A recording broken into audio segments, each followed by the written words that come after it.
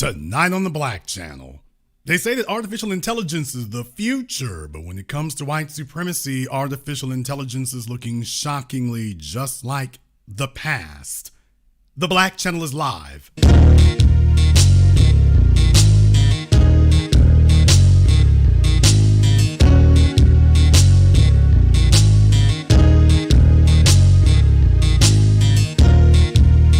Unapologetic, unadulterated, and absolutely uncompromising. Greetings, brothers and sisters from all around the world, and welcome back to the home, the haven, the stronghold, the everlasting superfortress of intelligent black thought. We are the Black Media, and this is the Black Channel. And I am your host, your brother, your humble servant, the voice of Black America, the Black Authority, broadcasting to you live from the only historically black college university of higher education and learning in the cosmos, of course. You are welcome to join us. And join us you shall, because on tonight's program here, this actually kind of dovetails off of a few things. I wanted to do this program because I've touched on this before, but I wanted to do a program about this already. As you all know, I try to learn as much as I can. I'm a student of history, and one of the things in particular here is studying about weaponry. And I'm particularly interested in kinetic weapons. The history of kinetic weapons is absolutely fascinating. Now, there's a number of different types of kinetic weapons. Probably the most well-known are rail guns, but they're not the only ones. But one in particular, there was a scientist who was working for the Department of Defense, or working with the Department of Defense, and he had come up with the idea of using tungsten rods about the size of a telephone pole, and that if you launch them from space, that they could collect enough kinetic energy on the way down through the atmosphere, basically like shooting if I shot you in the head with a needle. But this would be different because by this thing carrying so much kinetic energy, by it hitting the Earth's surface, it would reverberate and shock this energy around the world. The whole purpose of it was to develop a weapon that basically was a weapon of mass destruction on par with a nuclear weapon, but that could circumvent the international treaties around nuclear weapons. So you have something as destructive as a nuclear weapon, but that couldn't be regulated like a nuclear weapon. In the chat room, you all are correct. The so-called rods of God. However, the man who came up with it, he actually had a different name. There was actually a different label that it was given as it went through development. It had a different name, Thor's hammer. And I thought that to be very interesting. You've come up with a weapon. It has a bunch of scientific names, but the name that he chooses to give it is Thor's hammer. Now, the reason why I found this to be interesting was because, by the way, I couldn't help but notice the U.S. government, NASA, which are really just adjuncts of the Department of Defense, I couldn't help but notice that when it was time to go into space, you named your rockets after white mythology. Couldn't help but notice that. Orion, Apollo. We can go down the list. Now they are discussing going back to space again. Now they want to go to Mars, and they want to name that craft Artemis. Back to the mythology again. Thor's hammer, Apollo, Orion, Artemis. What I'm saying here is that it's very difficult for me to believe that these projects that you're working on are colorblind and agnostic, it's hard for me to believe that because the people behind it, I couldn't help but notice these things keep going back to a central point of origin. Let me give you all an example here. If all of the rockets that were sent into space were called, I don't know, Hannibal, if you had a weapon called Shaka's Spear, oh man, you know those rods of God? What if their official name was Shaka's Spear? Hannibal's Hammer? What if that was the name it was given? How about that one? Instead of the Apollo rockets, I want to come up with something a little more recent. Fred Hampton. I'm just saying, if these things were named after specifically black points of origin, I wonder what the general population of the other folks would be thinking if those were the names they were hearing.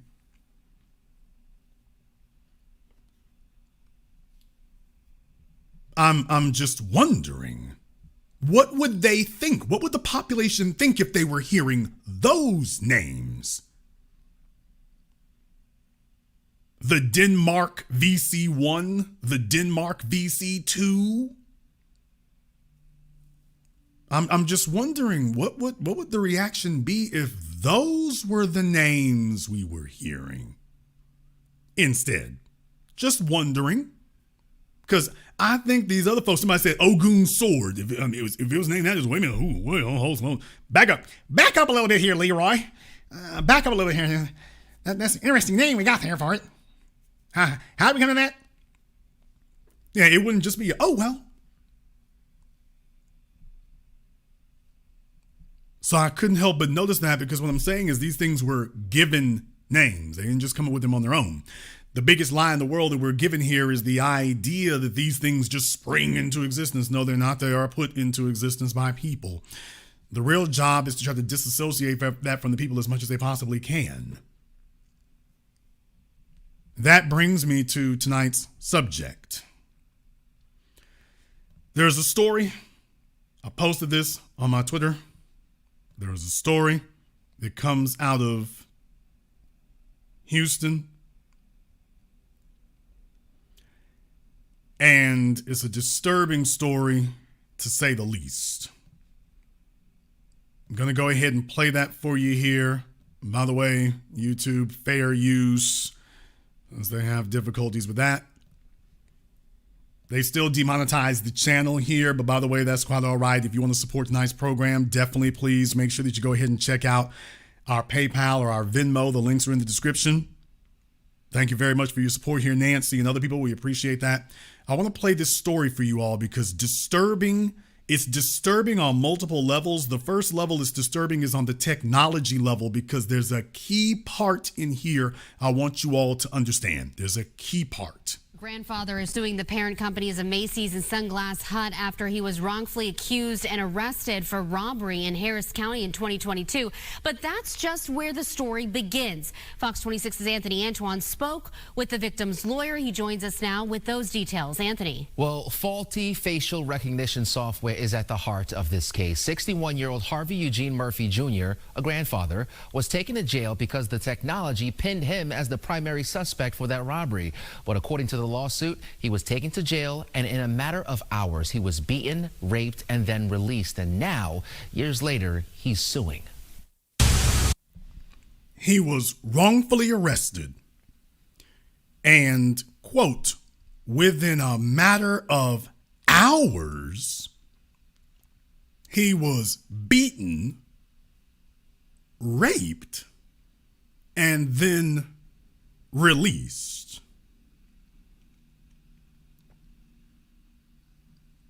What in the hell we talking about in the Ukraine? What the hell we talking about in Syria? What the hell we talking about in Gaza? This is happening right here on American soil. And you trying to tell me about on the other side of the world? And this is happening right here in 2024 or 2022 was when this happened. This is happening in the 21st century. This is not happening 100 years ago. This is happening in the modern day. And we talking about something else? Oh, hell no. We're focused right here. On January 22nd, 2022, this Sunglass Hut on West Gray in Houston was robbed by two armed men. The employees inside were threatened at gunpoint and taken to the back of the store while the suspects stole money and several pairs of glasses. Sunglass Hut may not have access to facial recognition software, and so the documents show that they took the video to Macy's, who then used his features to determine that he was the one that had robbed the Macy's before and identified him as Mr. Murphy and told Sunglass Hut. Daniel Duco, the lawyer for 60. So did you get that? So the Sunglass Hut doesn't have facial recognition software. They had video footage, but they don't have facial recognition software. So they went to Macy's, not to buy a pair of shoes, but went to Macy's as if Macy's is experts in the field and said, hey, why don't you run your facial recognition software? Macy's said, okay, we have a match between the guy who robbed the Sunglass Hut and someone who robbed us here at Macy's, but we think that person is this other fella over here. Now, how they came to that conclusion, it's not really clear. But that's not the part that got my attention. There's a reason I'm bringing this to you all tonight, because that's not the part that got my attention. This next part is pairs of glasses. Sunglass Hut may not have access to facial recognition software, and so the documents show that they took the video to Macy's, who then used his features to determine that he was the one that had robbed the Macy's before and identified him as Mr. Murphy and told Sunglass Hut. Daniel Duco, the lawyer for 61-year-old Harvey Eugene Murphy Jr., who is from Houston, says his client was in California at the time of the crime. Murphy Jr. eventually moved back to Texas for work in October of 2023. And he goes to the DMV to get his driver's license renewed. And the police officer comes from around the counter and puts handcuffs on him and arrests him. And that was the beginning. Now, that was the part that got my attention. So let me get this straight. You can be not even living in the state. You can be somewhere else. Were you served with a warrant? Did anybody try to serve a warrant or anything? This man comes back to Houston, comes to the Department of Motor Vehicles, and the Department of Motor Vehicles, based on a facial recognition software hit from Macy's, doing it on behalf of Sunglass. Do you see how many degrees of separation we dealing with here? Damn it. So the Houston Police Department, or Texas, or whichever one they're using at the police at the DMV, they jumped from behind the counter based on a facial recognition hit from Macy's. Please understand, this is Macy's saying our software says this is the guy. Obviously, there wasn't any other evidence. It was Macy's says our software says this is the guy, and the police went off of that. You can't say you have corroboration. I don't hear anything here that shows any corroboration. You're going based off of, well, Macy's says that we identified this person from video from the Sunglass Hut. Oh, well. And then they went and acted on that as if that. Now, here's the key part, folks. So Macy's has the same credibility with the police department that the police do with each other? The Macy's Corporation has as much influence and credibility among the police as the police department does? Do you get that? So if Macy's says you're the person who robbed our store with no physical evidence, obviously no investigation needed, Macy's said it was you, and now Macy's has the same credibility as police investigators? Because that's what you're saying. That you all have put out a warrant for his arrest based on Macy's. Macy's software. Macy's says our software matches this and the Sunglass Hut, which is one y'all really talking about. Yeah, we say that this is the guy, and the police are like, okay, we'll wait for him.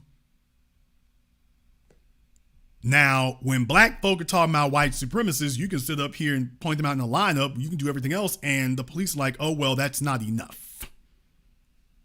But I want you all to understand, this happened with no outcry. Macy's didn't have to stomp in the streets. Macy's didn't have to have a protest. Macy's didn't have to hold a demonstration. Macy's just said, oh, well, here's our software. And the police got up and jumped and ran.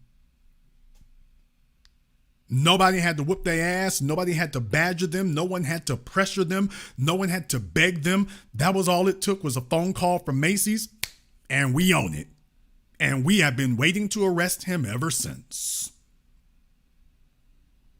Now, that's what happened there. And then the story, the situation gets horrifically worse. He goes to the DMV to get his driver's license renewed, and the police officer comes from around the counter and puts handcuffs on him and arrests him. And that was the beginning of a life-changing ordeal. Murphy was taken to jail for multiple felony warrants for the robbery at the Sunglass Hut. Court documents suggest the store employee was also prepped by the company and identified Murphy as the robber, with facial recognition playing a key role in his arrest. Murphy gave officers his alibi. It checked out, and he was told he would be released. While he was being held in jail, he was going to use the restroom. He was beaten, sexually assaulted, raped. Because of the nature of the alleged crime, lawyers say Murphy Jr. was put alongside violent criminals. 3 men followed him to the bathroom and raped him with a shank pressed against his neck.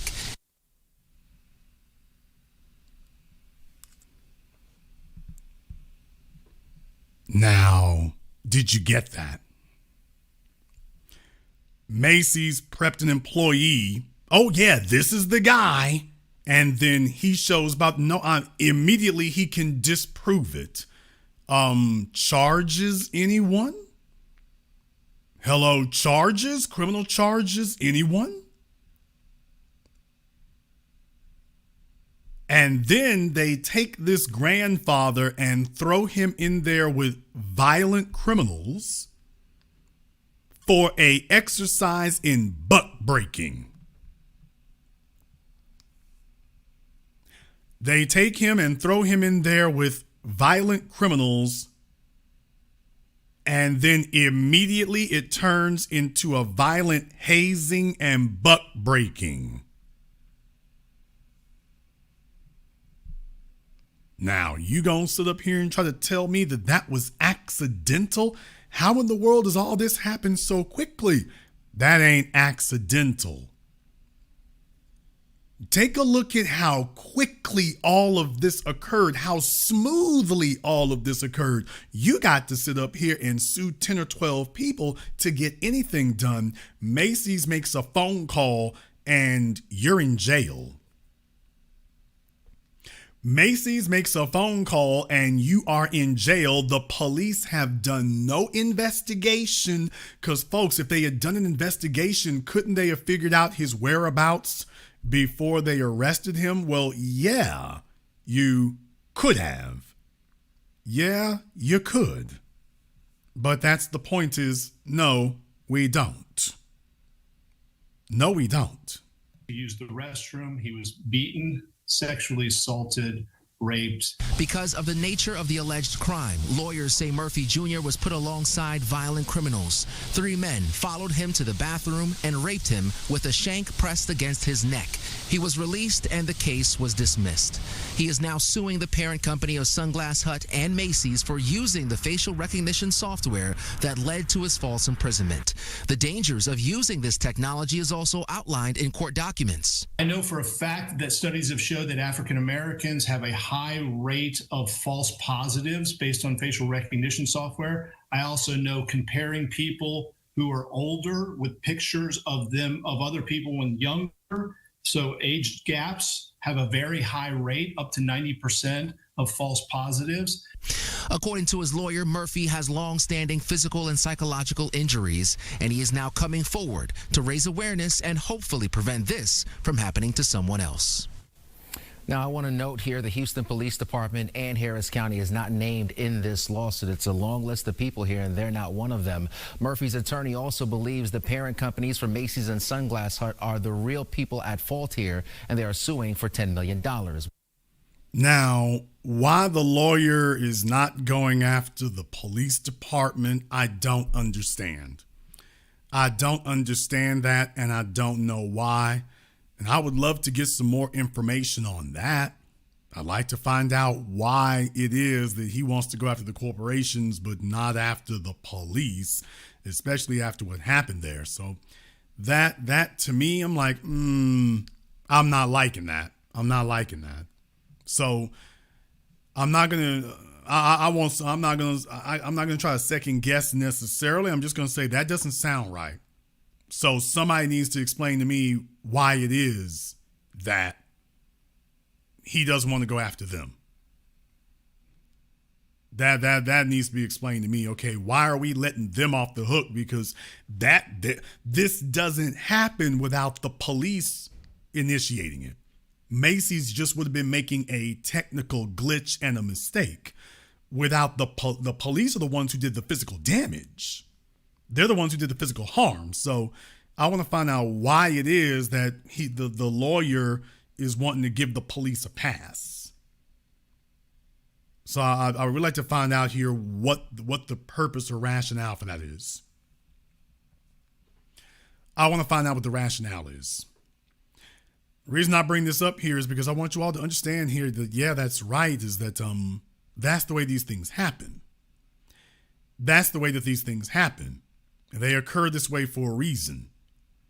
They occur this way because it's not accidental when that happens. It is not accidental. Because it really only happens to us, and it's not accidental. I was talking about this before here. We had a Forbes article that I was taking a look at here. Had a Forbes article. And this was from May of just last year. I'm bringing this up because of what they were saying in the article itself. Talking on Forbes. Racism and AI. Here's how it's been criticized for amplifying bias. Although AI has become popular in recent months for its ability to perform advanced tasks and make life easier, there's also increasing concern it can be used negatively, creating racial biases in the fields of healthcare, law enforcement, and big tech. Now, if these are just computers, how in the world is it doing that?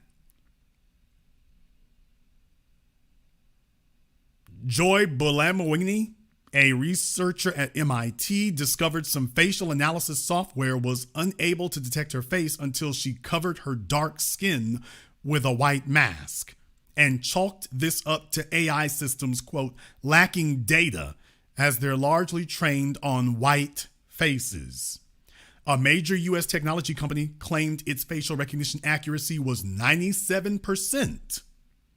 A major U.S. technology company claimed its facial recognition accuracy rate was 97%, but through her research, Buolamwini found that the company's training set was more than 77% male and 83% white. That is not a computer error. That is engineering. That is not a computer error. I just showed you, that's engineering. If you all agree with that, give me the green check mark emoji and hit the likes button for me. It's almost 4,000 people in here live. And we are going into AI and racism because, folks, Right now, they're spending billions of dollars on artificial intelligence, billions of dollars, fully trying to integrate it into everything. And when you recognize that, by the way, it's being set up and engineered to target you. Your phones will have it. Your cars will have it. Hell, they'll get it in your homes. There's cameras all over New York City that will be using it. I just showed you their facial recognition software, which uses artificial intelligence. Macy's just sat up here. Macy's can get you arrested with it. Macy's can get you arrested with it. This isn't something that's on its way or might happen in the future. They can do this right now. And I just showed you, they're doing it today. You're already there. A report published in the Journal of Biometrics and Biostatistics found Black women between the ages of 18 and 30 are the demographic with the poorest facial recognition accuracy. A 2022 study conducted by institutions including Johns Hopkins University and the Georgia Institute of Technology programmed AI robots to scan blocks with people's faces from different races. After the robots scanned the faces, they were tasked with designating which blocks were criminals. They consistently labeled the blocks with Black faces as criminals. In 2015, Google Photos came under fire after its AI-based search tool pulled images of Black people when the term gorilla was searched. After this controversy was revealed, Google stopped its software from categorizing any image as a gorilla and promised to fix the problem. However, after saving pictures of gorillas and different primates, a recent New York Times report found that the issue hadn't been fixed, and Google Photos software was still programmed to prohibit generating any images categorized as gorillas. It wouldn't generate images for searches of any primates. That's not accidental, that's programming. That's engineering. With companies who've been getting huge government subsidies, huge government help, huge government passes to develop however they want to, tax breaks, every damn thing else you can imagine. And this is what they're doing. This is not accidental. This is engineering. This is engineering. Folks are not liking the program here tonight, so maybe it's making them a bit uncomfortable. Maybe it's not sexy enough, but then again, if they get pulled over, or if folks come knocking on their door, or you go to the DMV to renew your driver's license and the man comes out from behind the desk with a gun and tells you that you're not leaving, I think folks might find it to be a bit more interesting by then. But if they don't like it, I'll just close things up here and hope for the best. Quote, AI is just software that learns by example. Reed Blackman, who has advised companies and governments on digital ethics and wrote the book Ethical Machines, told CNN, quote, so if you give it examples that contain or reflect certain kinds of biases or discriminatory attitudes, you're going to get outputs that resemble that. As I said, it's not accidental. According to Pew Research poll, 53% of Americans who believe racial and ethnic bias in the workplace is a problem think it would get better if employers used AI more in the hiring process, asserting that AI might potentially be beneficial in fighting against racial bias. According to a study published in Science Advances, diagnostic and decision support tools used in dermatology are AI models trained on a data set of skin tones and skin conditions. However, the data set the AI is trained on is limited, as it lacks images of uncommon diseases as well as diverse skin tones. So in other words, you are programming these things to benefit white people or punish Black people. What you're saying is that the data sets you're feeding these things are to benefit white people. Okay, when we go to the dermatologist, we're training the machines on white people. Yeah, you're training it to help white people and to punish Black people. And you're doing this in an indirect way. So if people don't actually take a look at the data you put in, they can't see, oh, by the way, you're flooding the zone with a specific type of data. that's generating a specific outcome. It's not accidental. You're doing that on purpose. Because when they start, quote, improving these things, they're going to start from their original foundation of data sets. What we're saying here is that no, you got to tear the whole thing down and start from the ground up on account of the fact that you created this for the purposes of having a white supremacist bias. So you can't use any of it. The whole thing needs to go out.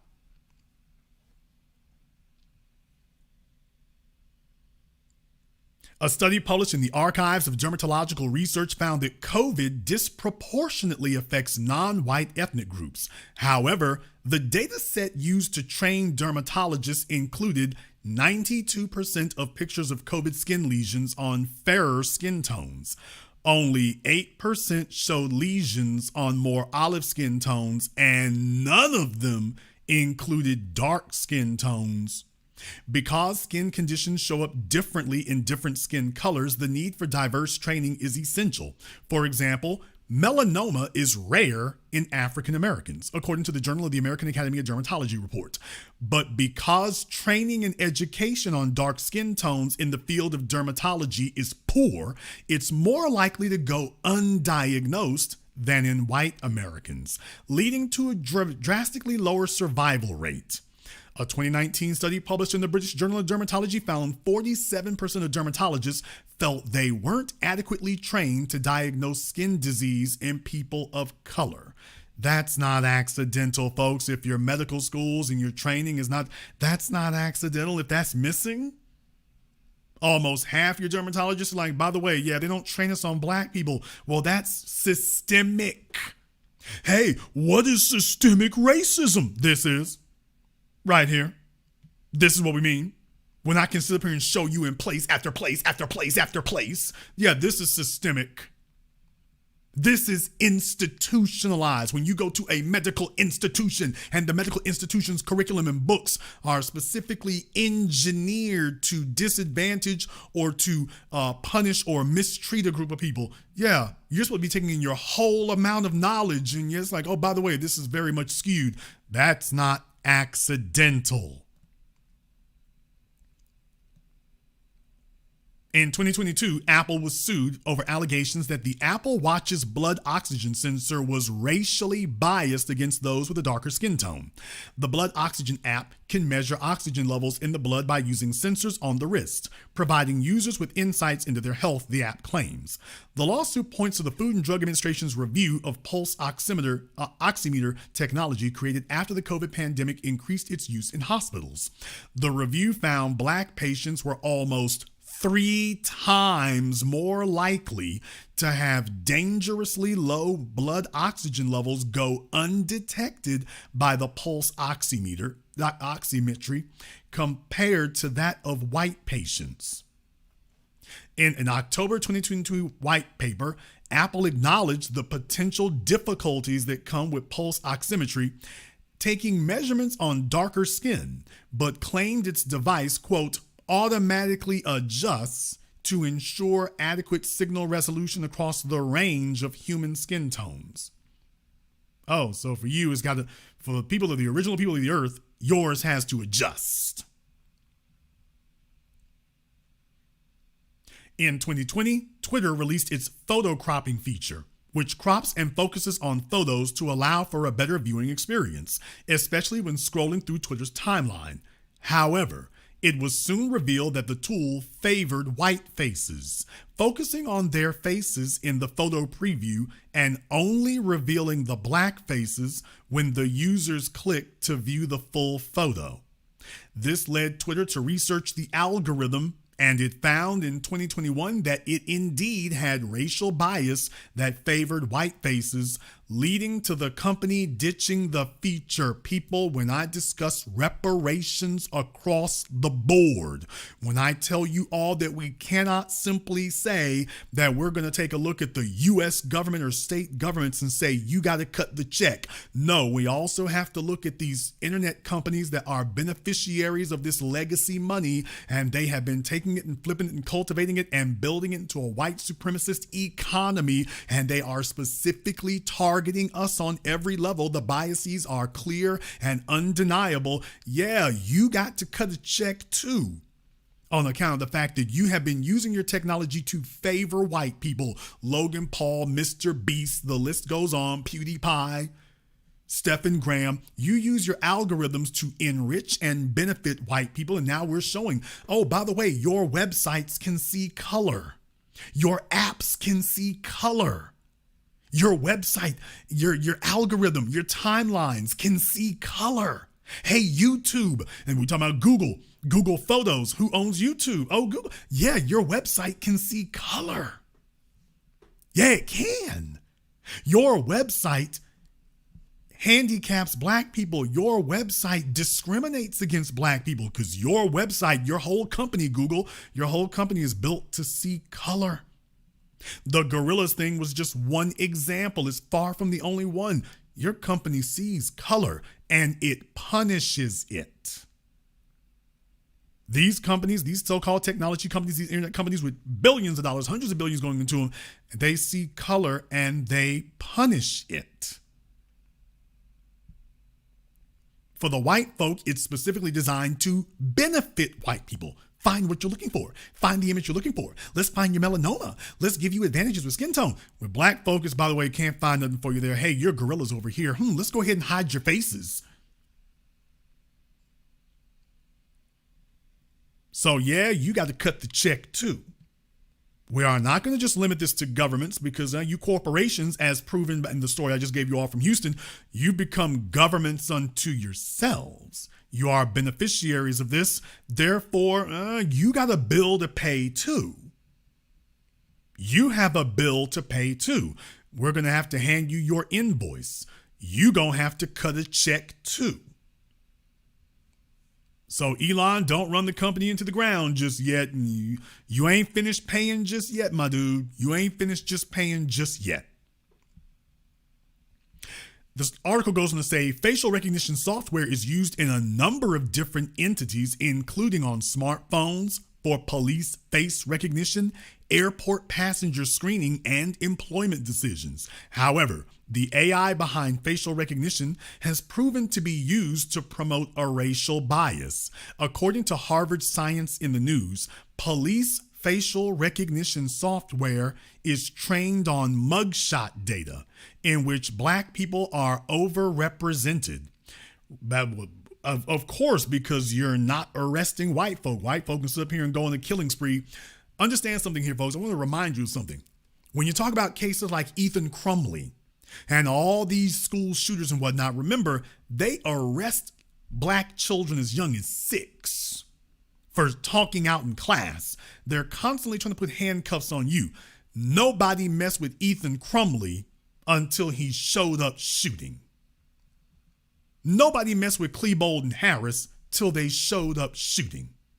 Nobody messed with the kids in Uvalde or in Florida or Newtown. Nobody, Pearl River, nobody messed with them until they showed up blasting.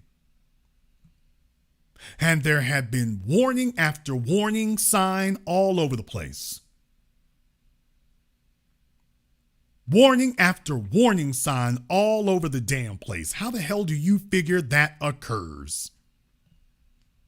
Nobody's trying to arrest them. There is no school to prison pipeline for them. So in other words, where's his mugshot?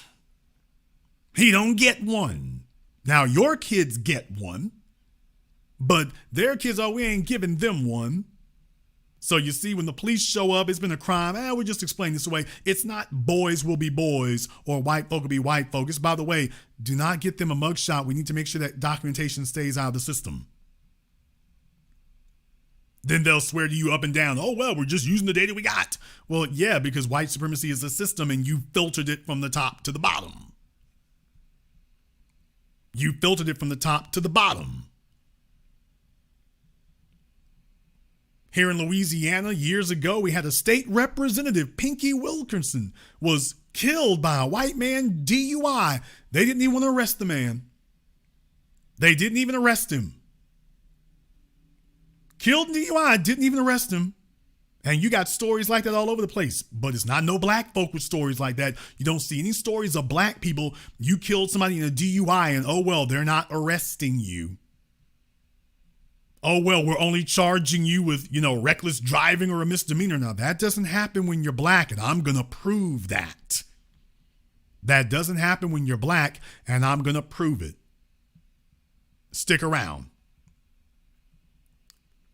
Now, it goes on to say here, racist policing strategies contribute to this, like the New York Police Department maintaining a database of, quote, gang-affiliated people made up of 99% black and Latino people, though there are no requirements to prove these people are gang-affiliated, thus incentivizing false reports.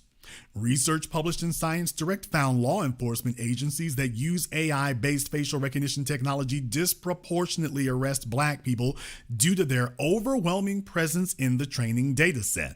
According to the Algorithmic Justice League, quote, face surveillance threatens rights, including privacy, freedom of expression, freedom of association, and due process. Its controversial use in law enforcement has led to several cities across the country banning police from using facial recognition. That's the reason why I was bringing this up here tonight. They're already implementing these things and using these things. They're already doing that and telling you, oh, everything's fine. It's like, oh, no. This is just going along with the program. Everything is far from fine. Everything is far from it.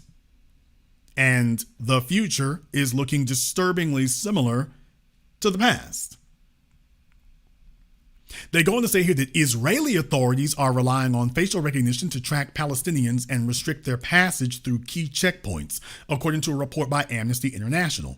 The software, known as Red Wolf, is used at checkpoints, scanning Palestinians' faces and using a color-coded system of either green, yellow, or red to determine whether to allow them to pass, stop them for a questioning, or deny entry. This is just the latest example of Israel restricting Palestinians' freedom of movement as the software heavily focuses on Palestinians. Amnesty argues, and the report calls it an, quote, automated apartheid. China has also used AI and facial recognition to identify minorities. The country came under fire for using the technology to racially profile the Uyghurs, a vastly Muslim minority group, the New York Times reports. The facial recognition technology is embedded in China's widespread network of surveillance cameras and exclusively looks for Uyghurs based on how they look, keeping a record of where they're coming from and going to. The U.S. even sanctioned SenseTime, China's largest facial recognition firm, for its alleged role in the surveillance of the Uyghurs. I'd like to tell you that that's all there is to it, but that would be a lie. I would like to say that that's all there is, but that would actually be a lie. Because it goes further than that, folks. It goes further than that. And we're going to get into some of that here in just a few moments. Before we do, I'm going to take a very brief commercial, non-commercial break. I want to thank everyone who has contributed to support tonight's program on PayPal, Cash App. Not Cash App, we don't have that. Just force a habit. PayPal, Venmo, thank you very much for your support to everybody here. We appreciate that. Mark B, my man, Mr. Richberg, thank you very much. Chadwick, everyone else here, thank you very much for supporting the program tonight. We're going to take a very brief commercial, non-commercial break. When we come back here, let me show you how deep and how far this really goes. This is the Black Channel. Hello, my name is Steve Burgess. I'm the author of this book, Guidelines for the Successful Student, a closer look at parenting your school-aged child. In this book, I've explained the role of the parent and the student in addition to what accommodations, procedures, rewards and consequences and expectations that need to be in place to ensure student success from primary to high school. This book is available on Amazon.com. For more information, please visit my link tree at Easy One-on-One, and to access my latest podcast, A Teaching Moment with Mr. B. Thank you all for listening.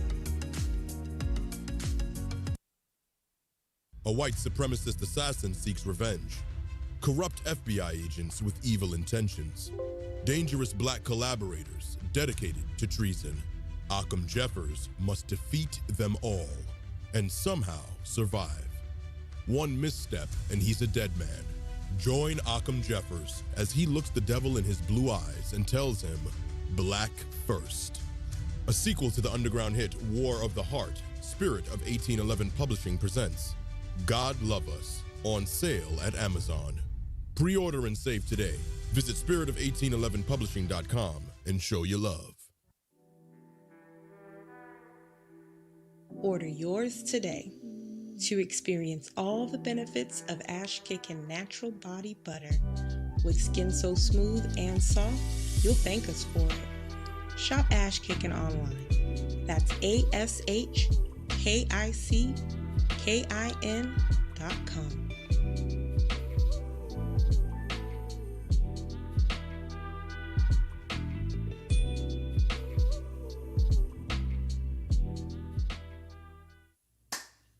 Hi, this is Brenda Starr, creator of Poetry with a Purpose and author of the book Pressed But Not Crushed.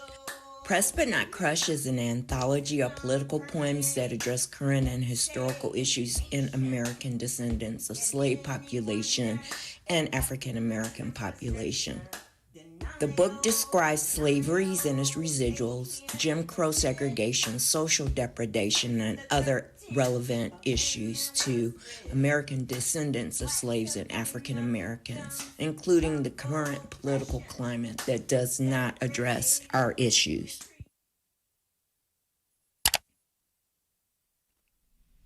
This is the Black Channel. I am your host, your brother, your humble servant, the Black Authority. Very glad to be with you all here this evening. And as I said, it doesn't stop there, because there was another story that I've been watching here as well out of Fox 5 in Atlanta. And I want to give you an update on this. That, you see these things happening and these folks assure you these are all just automatically done. You show up, and when you come into contact with law enforcement or something, you start seeing where weird things keep happening. As you all know, years ago here, a few years back, there was a big story that came out of Georgia where they had this sheriff's department or whatever sitting up here pulling people over and saying that they were drunk even after the breathalyzer said that they were not intoxicated.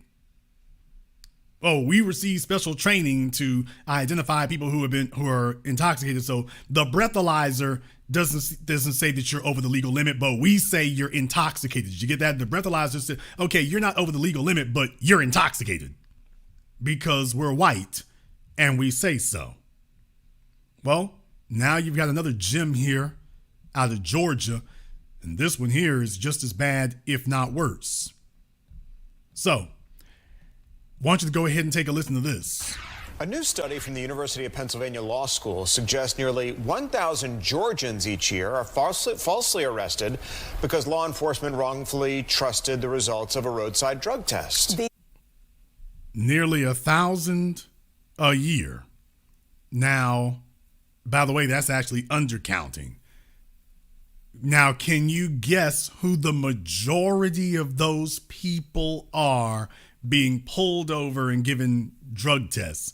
Can you guess who the majority is? These $2 tests are popular among police. 1,000 Georgians each year are falsely arrested because law enforcement wrongfully trusted the results of a roadside drug test. These $2 tests are popular among police to immediately determine whether a substance found at a traffic stop or a crime scene is an illegal drug. Yeah, you heard that correct. It's a $2 test, not 200. $2. $1, $2. A $2 drug test. And you'll find out it's not accidental. No, folks, it's never an accident. Never. Enforcement wrongfully trusted the results of a roadside drug test. These $2 tests are popular among police to immediately determine whether a substance found at a traffic stop or a crime scene is an illegal drug. Fox 5 I-Team reporter Randy Travis has spent years profiling people whose lives were damaged by these wrongful arrests. And Randy, you're here to share with us why this study is so significant. That's right, Courtney, Tom. Yeah, this study was partly funded by the Roadside Drug Test Innocence Alliance, which was created following our original investigation and others around the country. We were the first to determine the true extent of this problem. This study says it's likely far worse. Their stories are worth... Yeah, I'm about to say the very first two you see, by the way. Yeah, the very first two you see, I'm like, okay, as soon as you start showing footage. Yeah, the one. Their stories are worth... Two. Okay. repeating because their stories... It's likely far worse. Their stories are worth repeating because their stories could one day still be yours. I want y'all to see that now. Take a look at when they start seeing. Let me turn the volume off here so you can start doing some counting. But by the way, couldn't help but notice. Couldn't help but notice this. The usual suspects when y'all start doing that. 1, 2, 3, 4. I'm about to say, okay, this looks like business as usual, so far as I can tell. Says it's likely far worse. Their stories are worth repeating because their stories could one day still be yours. A Dorville couple jailed for weeks because a roadside drug test wrongly said their folic acid vitamins were ecstasy. She lost her job.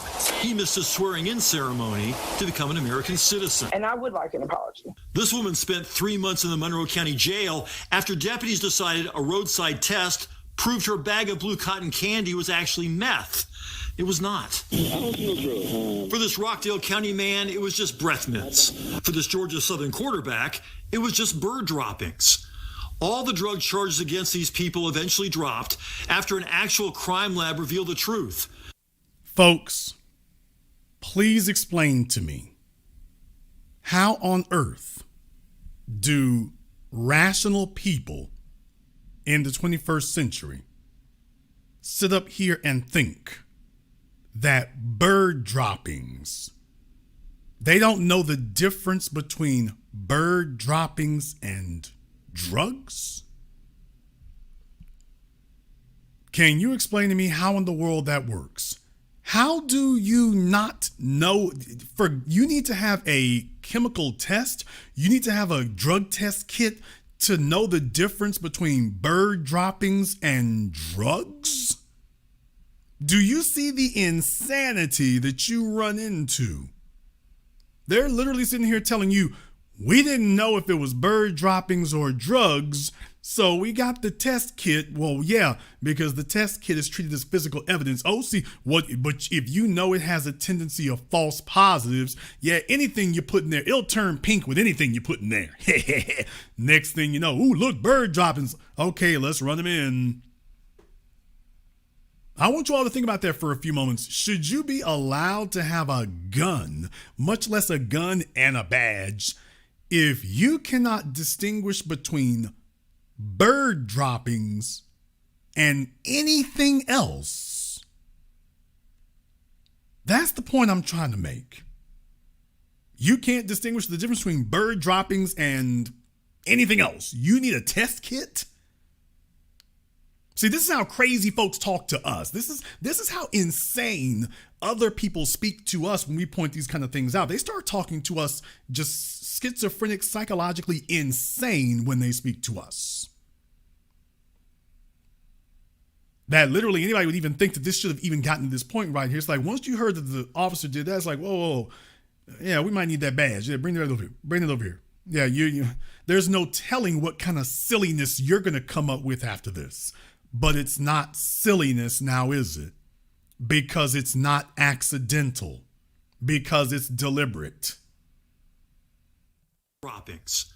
All the drug charges against these people eventually dropped after an actual crime lab revealed the truth. These $2 disposable field tests and the cops that used them got it wrong. Do you think these tests should ever be used? I don't think they should be used in the way they're being used now. Analyzing police reports and crime lab data, The Fox 5i team discovered 145 false positives in Georgia in a single year. 5 years later, researchers at the Quattrone Center for the Fair Administration of Justice conducted their own investigation. 82 law enforcement agencies agreed to a nationwide invitation to cooperate with the study, representing 22.5 million citizens. The result, a stunning projection. 30,000 Americans falsely arrested each year due to faulty field test results, including nearly 1,000 in Georgia. What is different about our estimate from your terrific reporting on this and the information that you were able to collect from Georgia, our estimate doesn't depend on those cases being submitted to labs at all. Not all cases, not all arrests are submitted to forensic labs. Not all arrests are submitted to forensic labs, even though the instructions on the box say to basically do just that. The study's authors estimate a 3.7% failure rate for these tests, which, if true, would make them, quote, one of the largest, if not the largest known contributing factor for wrongful arrests and convictions in the United States. A 3%, the manufacturer acknowledges a 3% error rate. When you're dealing with something that can cost people their jobs, cost them their property, cost them their livelihoods, cost them their freedom, and well, 3%, that's not acceptable. That error rate is really not acceptable. So using these tests as your sole criterion to validate that, no, that's not acceptable. Despite that, Georgia police departments and sheriff's offices continue to use them. Are you worried that these tests right here are causing people to be wrongly arrested in Georgia? Yeah, it appears that, there may be a certain degree of false positives. And if that is all the police officer is relying on, is just what that test said, then I think that's a high risk of putting somebody in jail that shouldn't be there. Okay, because here's my thing. My thing is, okay, if they didn't have drugs on them, what in the hell was the basis of the traffic stop? What were you stopping them for if we can prove these are breath mints, these are illegal medication, this is cotton candy, these are bird droppings? What did you pull them over for? Because we just proved that your drug test allegation is bogus. What's the real reason for this traffic stop? That's the point I'm making. 1,000, over 1,000 a year, actually. So what was the real reason for this traffic stop? Now that we have proven that it wasn't for drugs, what was your reason for doing it? What other reason did you have? You can't say, well, I thought they had drugs. What was your evidence they had drugs? Because we just proved that there were none. So now what's your what other reason did you have for pulling them over? I couldn't help but notice they're black. So let's pull them over and see if we can find a way to charge you with something. So once again, we're just dealing with, well, we're white and we say so. We just got a way of being able to pull over anybody and arrest anybody. Well, here's your physical evidence. Well, this one here's bogus. Well, we'll just go with it anyway. We asked Butch Ayers with the Georgia Police Chiefs Association to poll his membership. 68% said they still use the roadside drug tests, but only 26% said they had a policy requiring additional evidence before making an arrest. The study author believes requiring extra evidence, along with better auditing of the results, will ultimately be what it takes to avoid more people going to jail for simple possession of vitamins and cotton candy. That combination of reforms could significantly reduce, if not eliminate, the issues that are stemming from these tests. But it's not accidental. These reforms, people, you can't reform white supremacy. It's not accidental. They didn't accidentally grab this many black folks. They're not grabbing you accidentally. It's another way of being able to validate that. You're not being grabbed because they're bored. You're being grabbed because, yeah, we couldn't find a loophole. We'll just make a loophole. We couldn't find one. We'll just make one. Here you go. Oh, well, the drug test says, you know full well this is faulty as hell. But then again, oh, what do you know? Your AI facial recognition software, faulty as hell. So let me get this straight. Your AI software targets black people. Your roadside drug tests target black people. Just everything is targeting us. Oh yeah, one more thing. It's targeting us on nothing more than people's word. No physical evidence actually tying you to any type of crime. When they tested your stuff for drugs, oh, there is no drugs. There's nothing that proved that before they went and did this. We're going to arrest you first, and then you need to prove that this is not a lawful arrest later. If Macy's accuses you, well, you're guilty until proven innocent.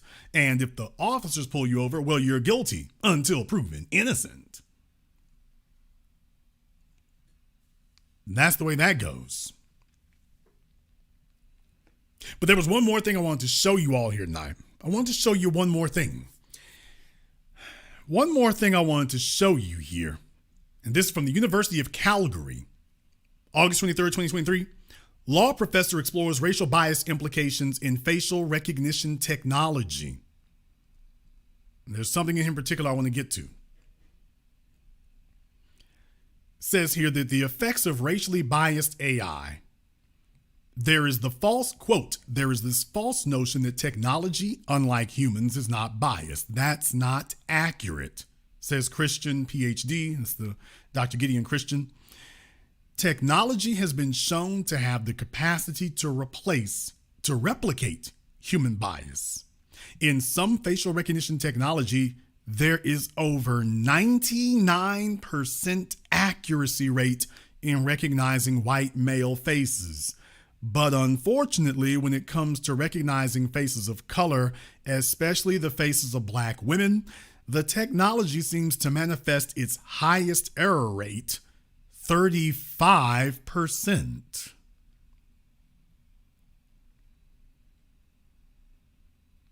So with white men, 99% accuracy rate. Black people, particularly black women, wow, that can be as high as 35%. 35%, that's not an error. That's engineering. You didn't make a mistake. That's engineering. You can't have a rate that high and you didn't work to get that. That's my point. You can't have a rate that high and you didn't work to get it. You gotta work to get that. That doesn't just fall in your lap. That didn't just fall in your lap.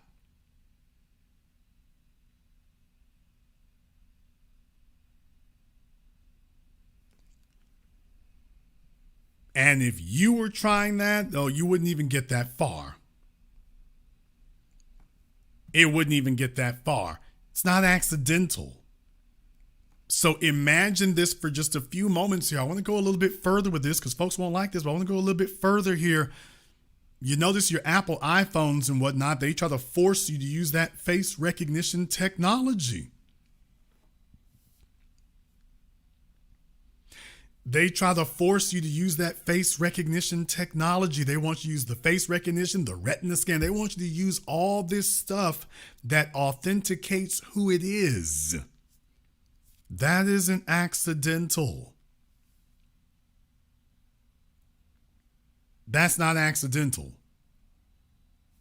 Everything you got right now is trying to do that.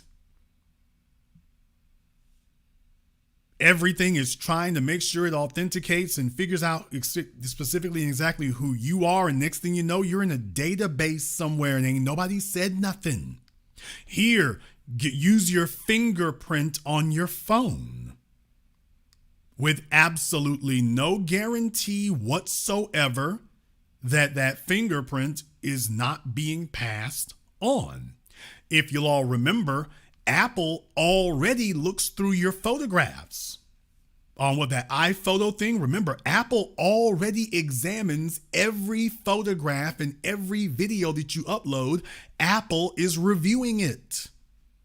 Now, what they will tell you is they're looking for illegal age child porn. That's what they're going to tell you. They'll tell you, oh, we're just looking for that. And they've had folks that Apple has called the police and said, oh, this is illegal stuff on here. Look, we have photographs, and the police have gone to go arrest people. So I'm not making this up. People, they're already doing it. The information that you upload, the information that you give them, they're already using it while claiming to you that they don't. Oh, you're perfectly fine. Why, listen to us. We fought the government. They wanted us to give them the back doors for the encryption. We wouldn't give that to them. We wouldn't do that. No, you've just done everything else. Your information is already fair game.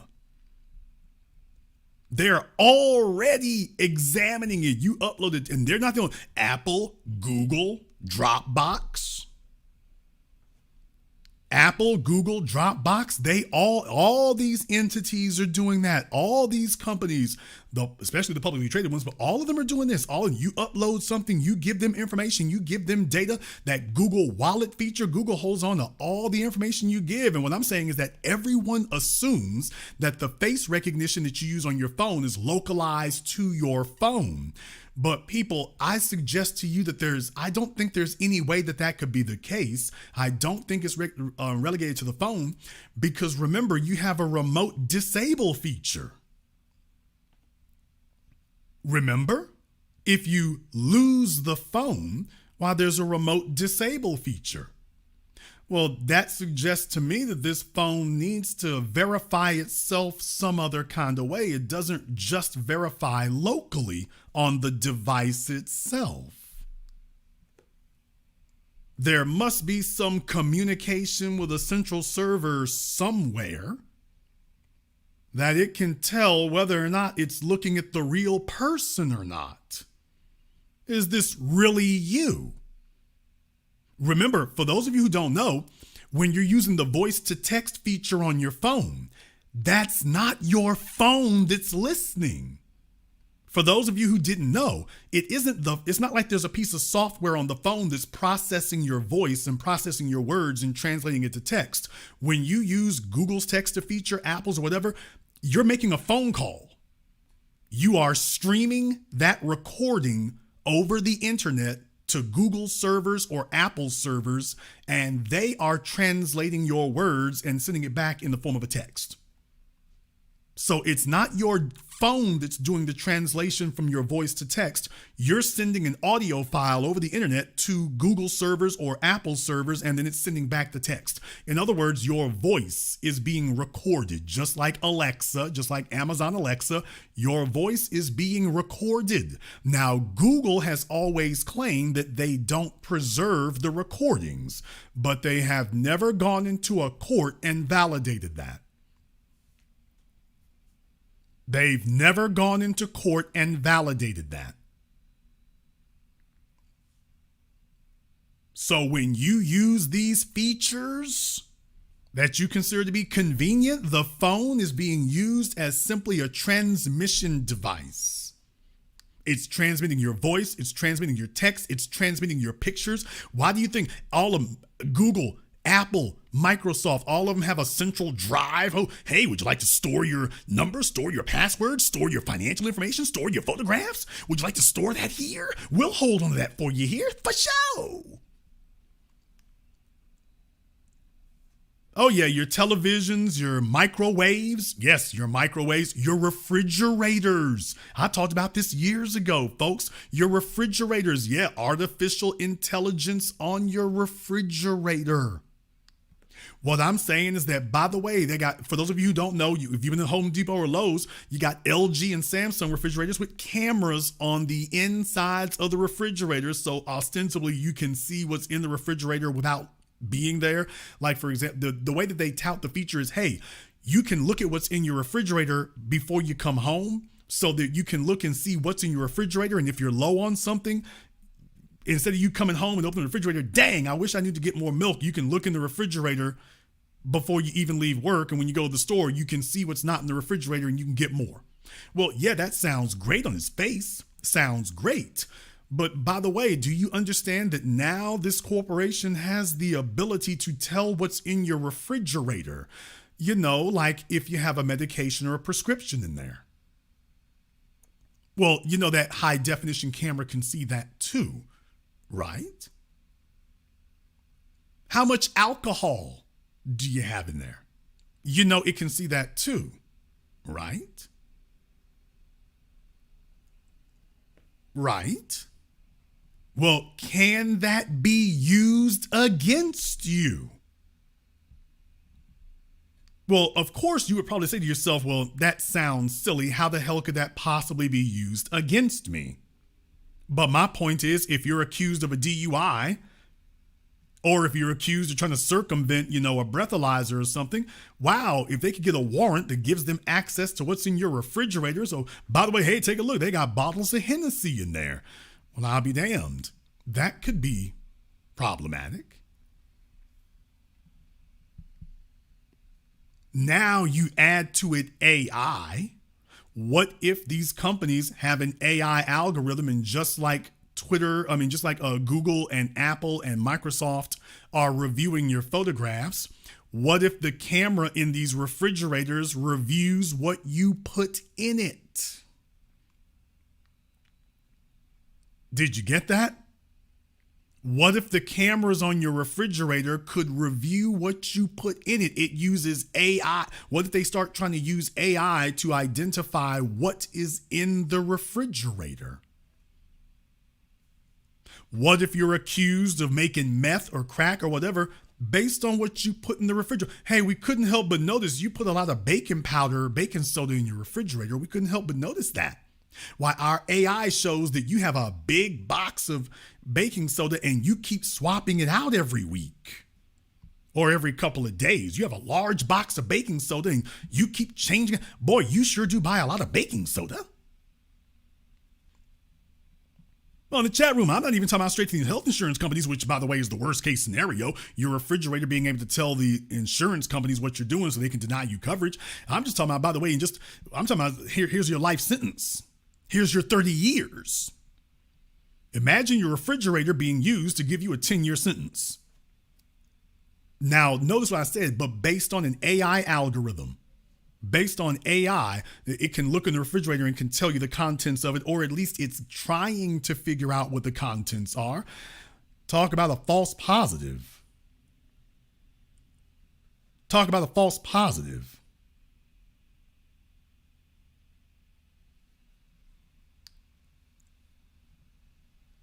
And that's just one. That's just one. Yeah, we know about the refrigerators. We know about the televisions. Well, now you all know about the refrigerators. You know about the televisions. You know about Alexa.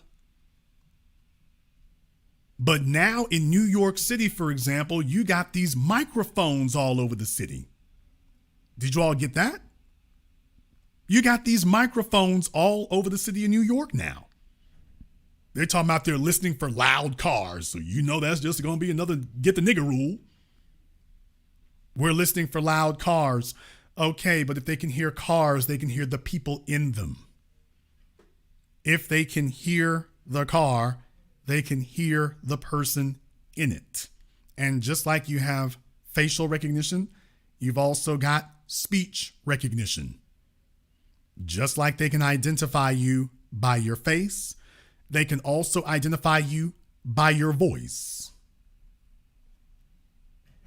Or at least they think they can, because as we've just shown, by the way, they could come up with a damn false positive or a false error.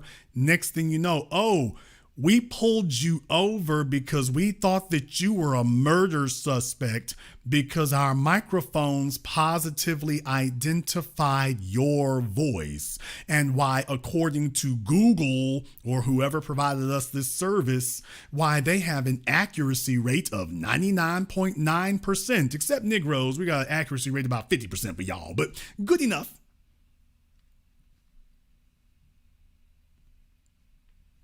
I'm just trying to give you some ideas and examples of how that could be used. With nobody saying anything. Nobody telling you nothing. And New York is just one. You got them in Chicago.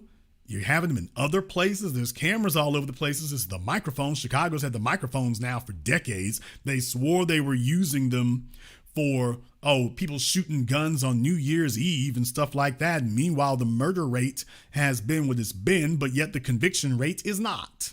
So let me get this straight. Jussie Smollett got debunked within a matter of days. And yet, allegedly, y'all don't know who anybody else is? When that literally makes no sense. New York City, we got all these unsolved crimes. Meanwhile, you all were literally able to track Jonathan Majors from the street he was on. He's running away, and you all could tell us exactly where he went. But if you get assaulted in a crime or whatever, we can't find no cameras. We don't have anything. We don't have anything. We don't know what to do with that. Sorry, couldn't get that together. We don't have nothing. You think that's accidental? You think that's an accident there? You got all this technology, and yet for some strange reason now, the white woman who assaulted Jonathan, y'all let her off. We got video of this man literally sprinting down the street for his life. And you're telling us that, yes, this is our footage. Him running, yes, this is the footage of him assaulting her. He's literally running down the street to get away from her. And they came to us and told us, yes, him running, this is him assaulting her. He's assaulting her by sprinting away. No, seriously. As he's sprinting away, this is the assault. Yes, this right here. So this is our technology at work. As I said, this technology is going, when they get done, it'll be used to protect white people, and it'll be used to penalize black people. It's not accidental. That's deliberate. That's deliberate. And I want to give you the 720 degrees of analysis that you'll receive absolutely nowhere else to explain that to you. That this was a grandfather who got arrested because the Sunglass Hut got robbed. One company got robbed. That company went to another company to use the facial recognition software of another company. And that second company, Macy's, went to the police and said, our software says that this guy did it. Oh yeah, by the way, we did coach our employee to agree with whatever we say it is. And it was all a lie. It was all garbage, and it was all a lie.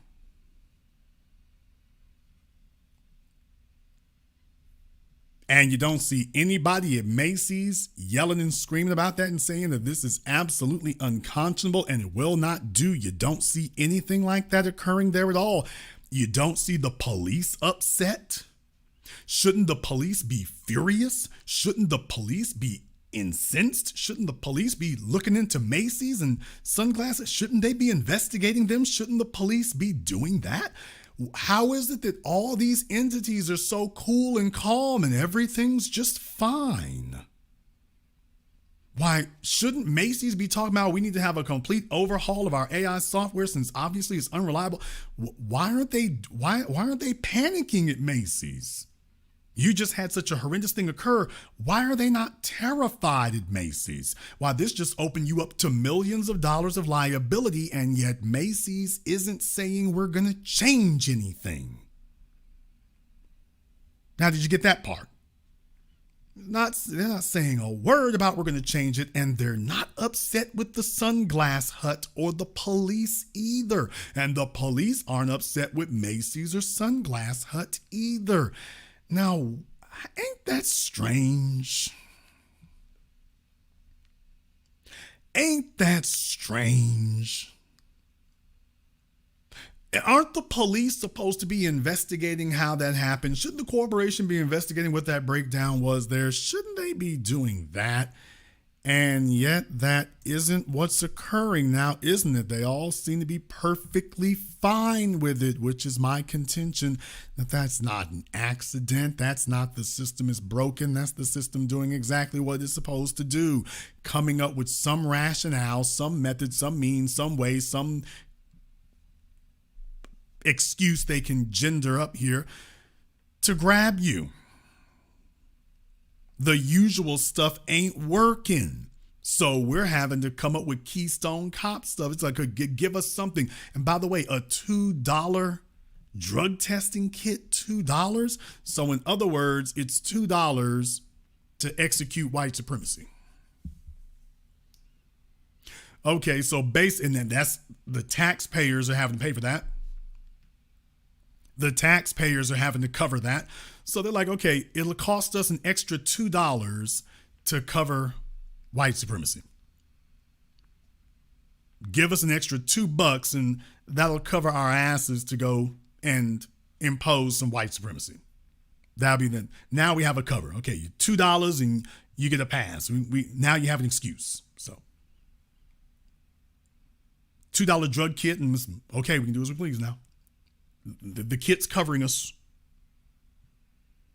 The AI software is covering us. We didn't do it. The software did it. We didn't do it. The drug test kit did it. We didn't do it. The drug dog did it. We didn't do it.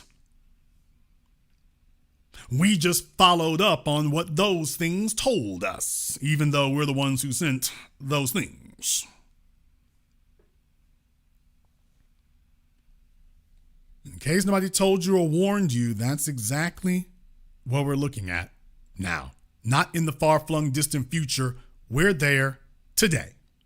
Right now. Right now. However, you might disagree. Therefore, the telephone lines are now open. The number is 646-787-1933. That's 646-787-1933. Your personal access code to the Blackest Radio program in existence, the only one of its kind on planet Earth today. And as always, you are welcome to join us. I want to thank Atilia, Walter, Terrence, Najee, and everyone else who has contributed to support tonight's program on PayPal, Venmo. Thank you very much for your support here, folks. We do appreciate that because lip service is not service here. You have a bunch of outlets that don't even talk about this kind of thing at all. They're not saying anything. You all are being lied to. You're being stole the virtues of AI. And I want to let you know, it's already here. It's already here and it's already being used to target you. Please understand, this was a grandfather who was in Houston, maybe left. He was in California. When he comes back to Houston, he's just minding his business. He goes to renew his driver's license. He didn't even see this coming. Nobody's gotten in touch with him. Nobody said nothing. He didn't see this coming. It's just like, he got ambushed. And in the process, he ends up being raped, beaten, and then told, by the way, you haven't done anything.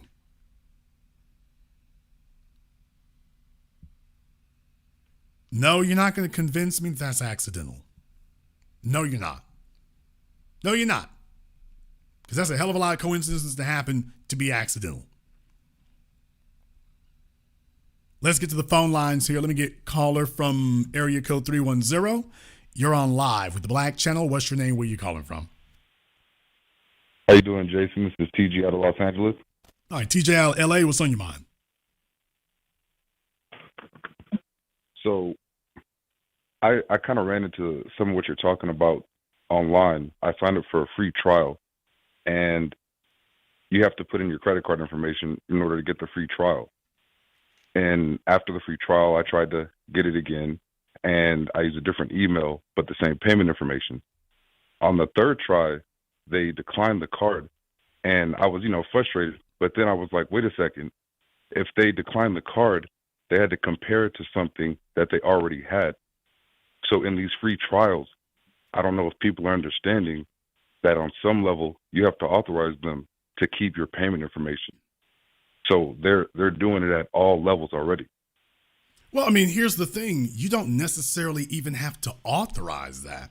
There's the real thing is that you could only authorize it if you've been given an opt-out.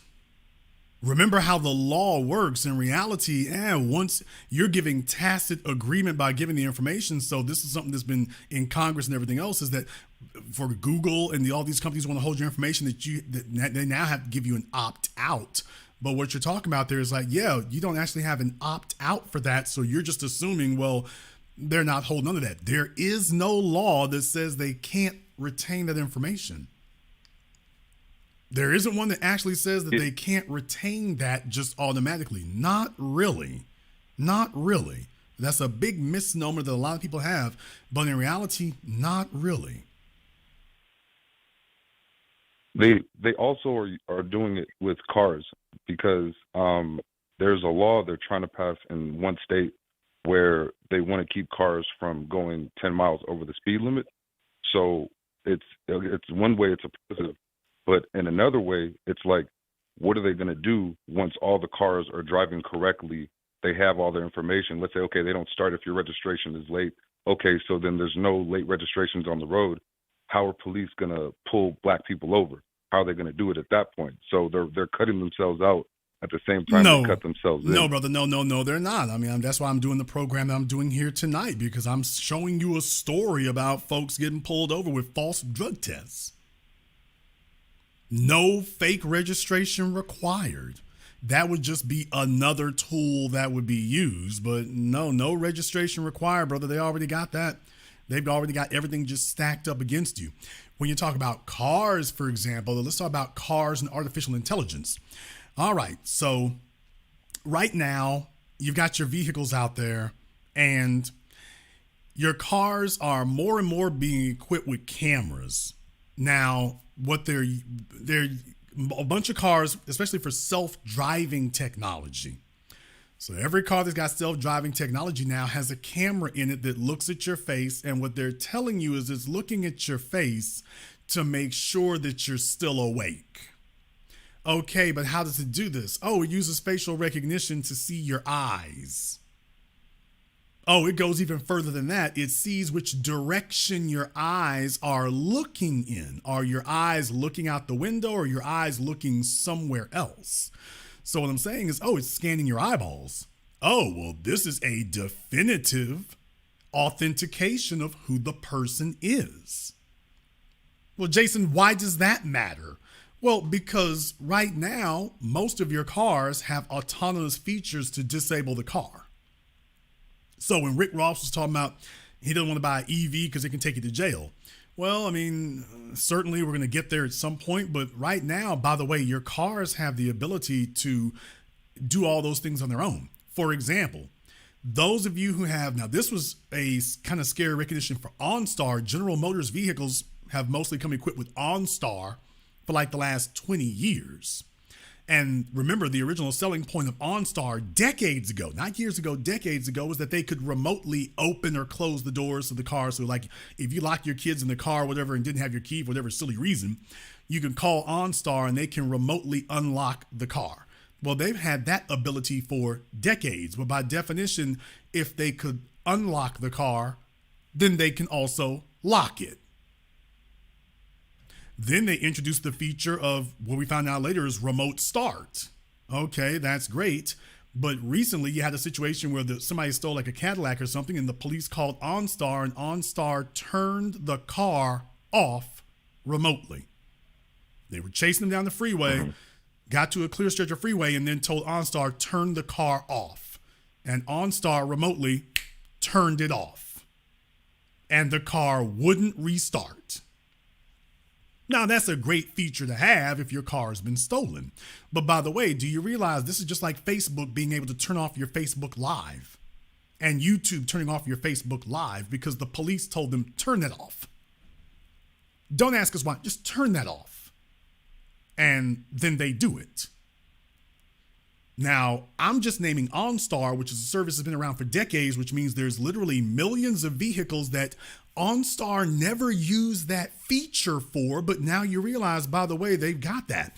Now, this really became popularized when Tesla comes about because Tesla got the app that you use for your phone. So that really popularized the idea in people's minds about, quote, remote features.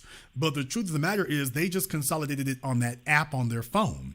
Whereas OnStar was a service that you called and they used, so instead of using a cell phone, their service would do that remotely. But it's the same thing. Just instead of using a cell phone, you call OnStar. Instead of calling OnStar, you use the cell phone to do it yourself. So OnStar's computers to do it, or your cell phone computer can do it. Now, all the car manufacturers have some version of this. Somebody in the chat room said Mercedes, but they're far from the only one. Mercedes, BMW, Audi, Everybody's got this ability to do this now. Everybody. And what I was pointing out is about that turn the car off feature. So OnStar has had this ability for years, but never really advertised or promoted that. The idea that, by the way, yeah, we have remote ability. We can actually turn your car off. Now, they didn't promote that. They didn't advertise that. They didn't sit up here and, hey, everybody, we can turn your car off. They didn't do that. That's very interesting because you see, if somebody wants to repo the car, that's a nice little feature to have, isn't it? The ability to disable the car just wherever it is. It won't go anywhere. You can't jump it off. You can't anything because that's not why it won't start. And the manufacturer's got that. Or you're trying to get behind the wheel. Yeah, we decided you shouldn't go anywhere today. Now the car won't start. Or you're going somewhere. We don't really approve of that. We think we'll stop here. It won't stop. It won't start. Or it'll do whatever else we want. We can see the face of the person driving. Oh, you're not on the insurance. Yeah, you're his wife, you're his girlfriend, but you're not on the insurance. The car's turning off. You have 5 minutes to get the car to a safe place before the car is disabled. You have 4 minutes to get to a safe place before the car is disabled. You have 3 minutes. Imagine that kind of countdown. You have 5 minutes. You have 4 minutes. You have 3 minutes before the car disables. Please have the authorized user. So notice that word the phrase I just used, authorized user. Well, you've heard that before with your cell phone. If your cell phone comes up missing, well, we want the authorized user of this device. And that ain't you. So when the authorized user shows up, well, we as the car maker, we're now working in conjunction with your insurance company. We don't work in conjunction with you. We're trying to figure out how to charge you for features the car already has, like heated seats and heated steering wheels. We want you to subscribe to that. But we'll work with the insurance company to see who's driving it. Yeah, they pay us a little kickback, and we're making sure that nobody else is driving it. Not that it really matters. We're just making sure of that. Now, I can go down the list.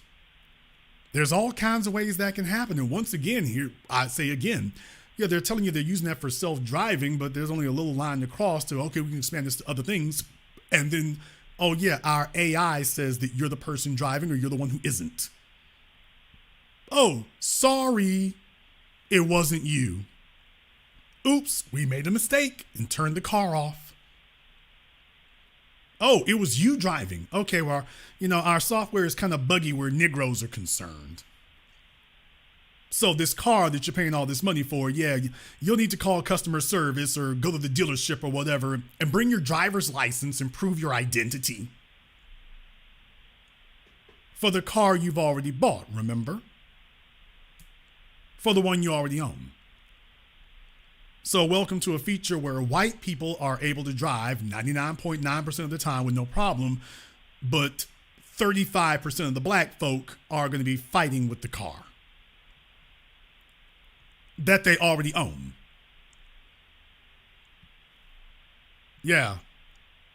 Some kind of accident.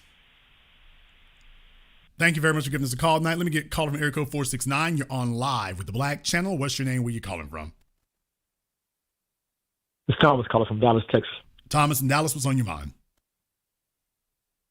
Yeah, Jason, this been the plan all along. Think about it. They're literally going to use your smartphone, your smart TV, your smart watch, all your devices to hunt you down, kill you, track you down. So yeah, this been at work for a long time, and we didn't realize what was going on. You know what I mean? Until all this started coming to surface. And there's a old movie that came out called The Enemy of the State that Will Smith was in, and it had all of those technologies in that movie. If you go back and watch it, so yeah, they've been coming with this on us for a long time, and I'm just it's crazy that we haven't caught on to what they're doing. White supremacy is always going to weaponize anything against black people, so we got to always be on guard. These are discussions that we don't have a lot as a people here, and my big concern is that I stay heavily away from speculation, and that can be unfortunate sometimes because you have a lot of crackpots out there who they got real wild, crazy ideas about things that aren't really feasible and aren't really practical, and it kind of muddies the waters because when you have situations like this, yeah, there's a lot of stuff that people, if they can't wrap their heads around, it's like, okay, can they physically do that? I don't really have a device that can do that. And people can't figure out, well, how would you do something like that? And that, if you got folks with crackpot ideas, that can kind of muddy the waters if something is actually practical. So we kind of end up moving a little bit slower until something has actually been proven. The problem is by the time it's proven, you're already way down the road. So if we have to wait until it's been definitively proven, it's like, oh, they already got their jaws on you at this point. So when you got situations like those police cars that are running around with, they call them license plate readers. I'm like, okay, we have to be more sophisticated than that. That's not a license plate reader. It's a camera. That is not a license plate reader. It's a camera. They got double cameras in the back of these squad cars. And it is indiscriminately recording everything. It's not looking for a specific person. It's just recording everything. And it's scanning everybody. That's the word for it. It's scanning everyone and scanning everything and looking to see if there's something illegal that it can be used for. Well, that's guilty until proven innocent. It's not looking for a specific anything. It is just scanning everyone standing around everything. They're telling you, oh, it's looking at license plates, but those things can record your face too. All they need is an image of you for image software. It's okay, well, these cameras work. Welcome to the new world. And in Dallas, remember, that's when they sent the robot to go commit the first police murder here in America with a device. First time. Every time there's something like this, that really, tramples the norms and tramples authority and whatnot. Every time they do something like that, it's black folk they do it with. They cut their teeth on us. They cut their teeth on us. And the next thing you know, this becomes the norm. Thank you very much for giving us a call tonight. Let me get caller area code 804. You're on live with the Black Channel. What's your name? Where you calling from? Yes, sir. Yes, sir. Am I? Can you hear me?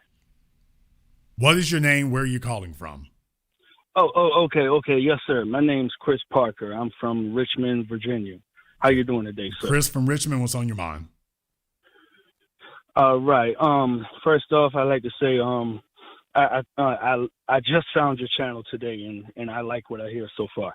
I believe that the AI is actually the spirit of the Nephilims, which is, if you read the book of Enoch, the fallen angels, they had a Nephilim, and when the flood happened, the seed of the fallen angels was wiped out and turned into the Nephilim.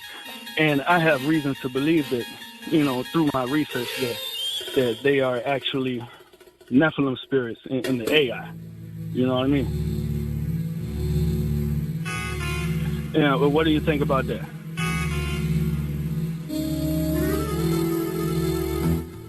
Brother, I think that, I think the medication didn't work.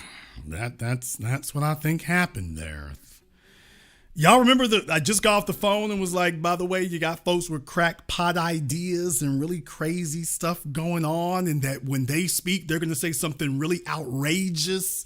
We're talking on something that's actually happening, and then they're going to show up and say something outrageous, and then it's like, oh boy, it's going to be impossible to separate fact from fiction. That was what I was referring to. Yeah, that right there. Yeah. You just heard it for you. That's what I meant right there. That's what I was referring to. That's what I was talking about. Yeah, when I said that, he was who I was referring to. Caller from area code 901, you're on live with the Black Channel. What's your name? Where you calling from? Hey, my name is Rose. I'm calling from Memphis, Tennessee. Okay, Rose from Memphis, what's on your mind? So something like that kind of happened recently with me and my sister. She suggested like a popular shopping app. And so when I put in all of my information, but when it was time for the facial recognition, it wouldn't let me do the app. It said that I already had a profile and that they were going to send some information to my email, but I never used this app. So when I looked at the email, it turned out to be my sister's email, and the face recognition, it took me for my sister, who, to me, we don't look anything alike. We definitely have different hair, and I put all my information in. So I thought that was very strange. I just want to tell you about like an instance like that where I can see how like you said, it's very flawed. And if mistakes like that happen, you know what I'm saying, it's no telling what they'll do. As far as like you said when you were talking earlier about like when incidents happen, their grandfather and people can get mistaken for somebody else. So I just want to tell you about that. Thank you very much for giving us a call tonight. Let me get caller from area code 404. You're on live with the Black Channel. What's your name? Where you calling from? This is Benito calling from Seattle. Okay, Bino from Seattle. What's on your mind? Sorry about the sound. I'm driving. I just wanted to add to the conversation about the facial recognition.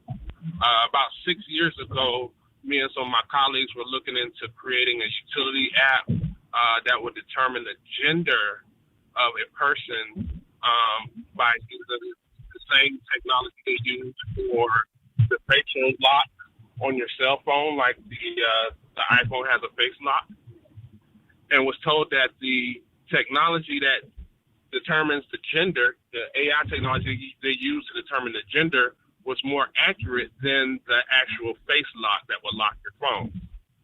But we weren't the first to come up with the idea to use this technology for determining gender. It was being held by someone. They're preventing this type of technology from being used for that. I just wanted to add to that conversation.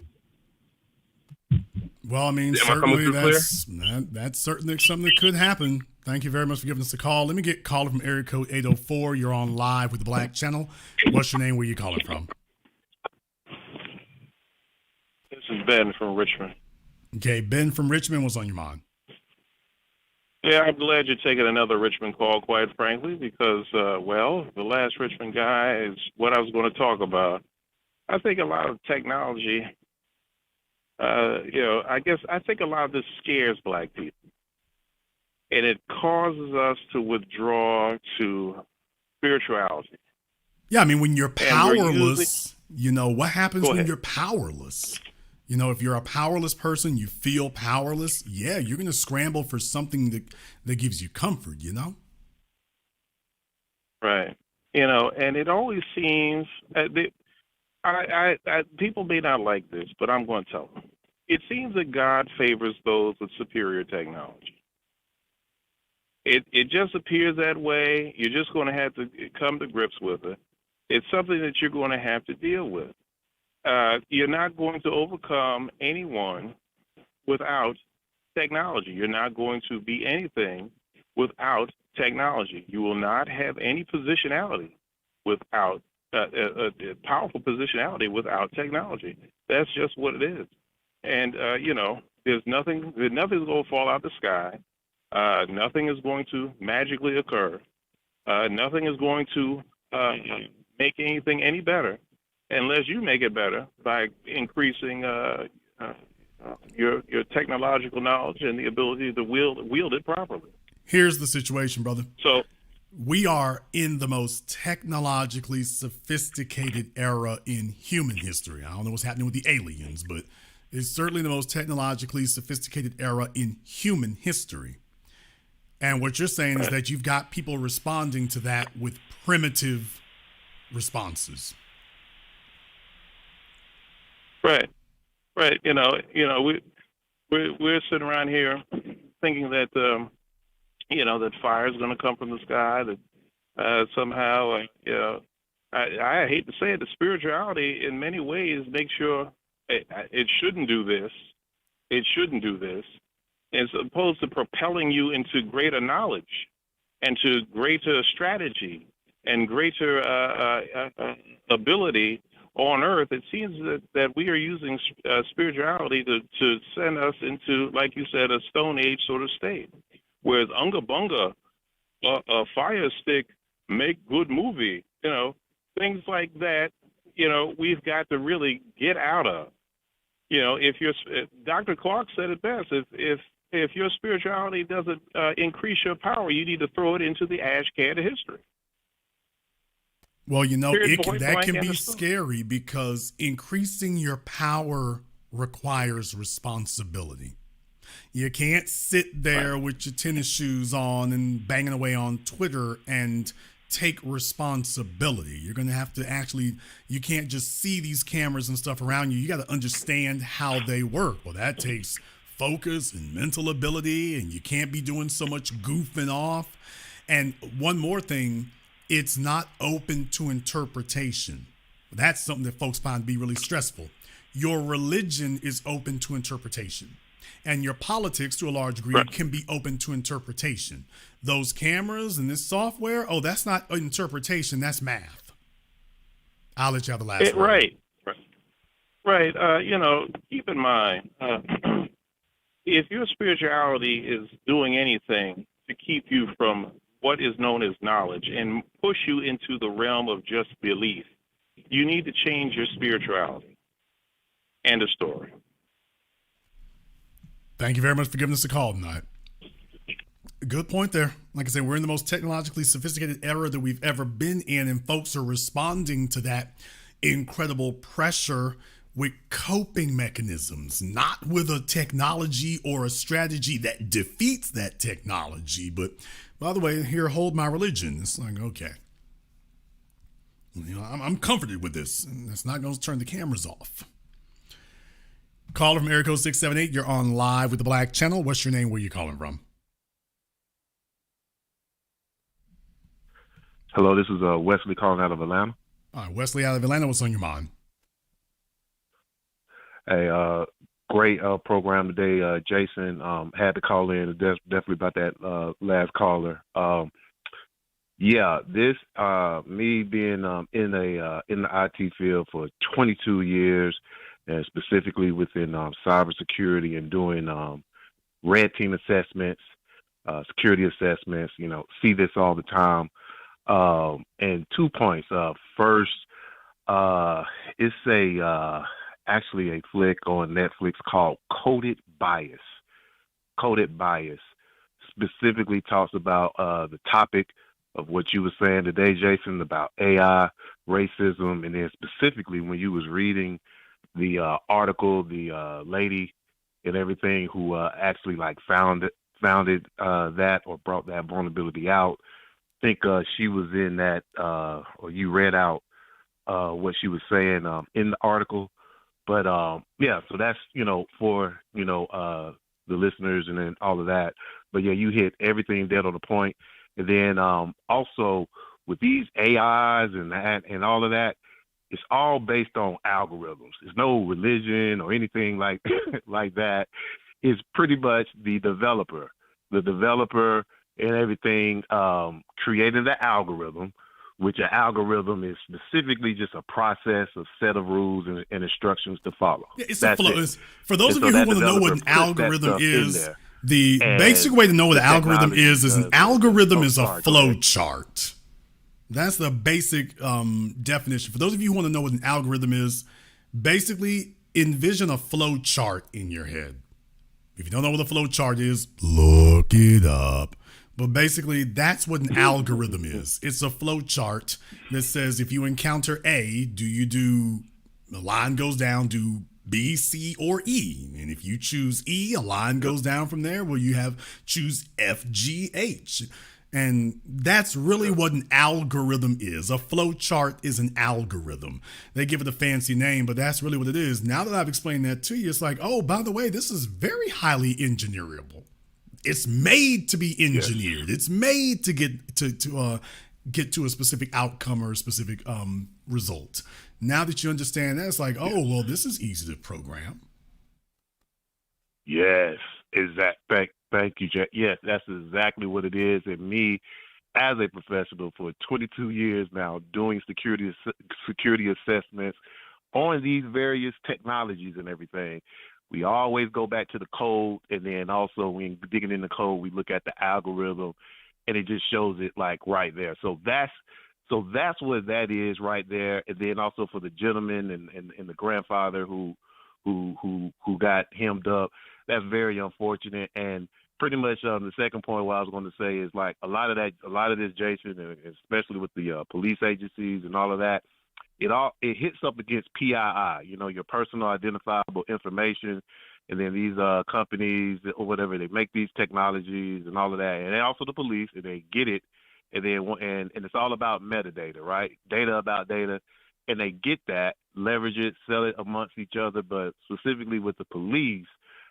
which the young lady with that article you read and everything, what they do is that the police use that as justification, like you said it in your presentation, to get that to say, oh yeah, this is the suspect where the algorithm or the program is flawed in the first place, but they use that to go ahead and and justify to make arrests and all of that type stuff what you just did. So it's all based on the algorithms, and a lot of these developers that have these contracts and all of that, white folks or whatever, they, these white supremacists or whatever, and they're developers too, just like myself, but then they the one who has access to the contracts in this stuff, and then they implement this stuff and put it in there. And so, so that's what the cause is with that. And then the last point, and then I'll land, is for the DUI stuff and everything. And I'm very glad you brought that up and everything. That right there and everything. I haven't experienced that, but I know a lot of people have who I know experienced that. And I literally just got out of a defensive driving training and everything, and blowing into those getting stopped with DUIs, and then the cops telling you to take this, take that test and everything. It's all a finesse. Even every DUI schools and lawyer would tell you, hey, if you get stopped or whatever with a DUI and all of that or all of that, do not take those tests and everything, because what happens is when you do that and everything, you're giving them more information or false information to use against you. If you already pulled over, they're going to take you to jail anyway. Let them do what they got to do. Don't take anything or whatever, and then get your lawyer, and then let your lawyer, sort that out and all of that. And then, you can file suit and then all of that. But that's happened a lot down here, Jason, in Atlanta, born and raised or whatever. And then, the cops finesse, and then they do that and everything. But, just trying to add on to the conversation and let the folks know that when you get stopped, you can't refuse. You don't have to take that stuff. They're going to take you down anyway. Just let them do that, but don't give them no reason or whatever to, tack on any more stuff with charges than you already got.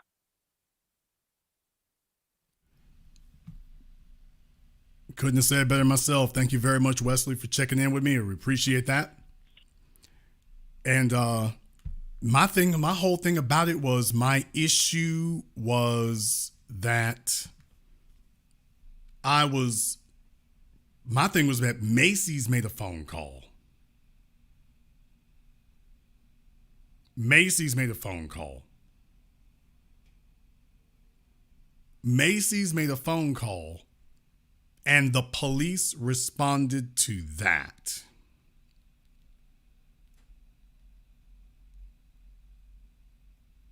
That's my whole point about it. The police responded to a phone call.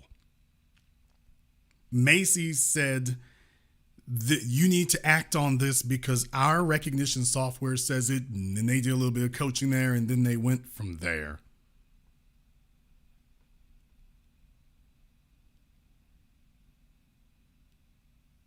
That was the whole thing that got me on that.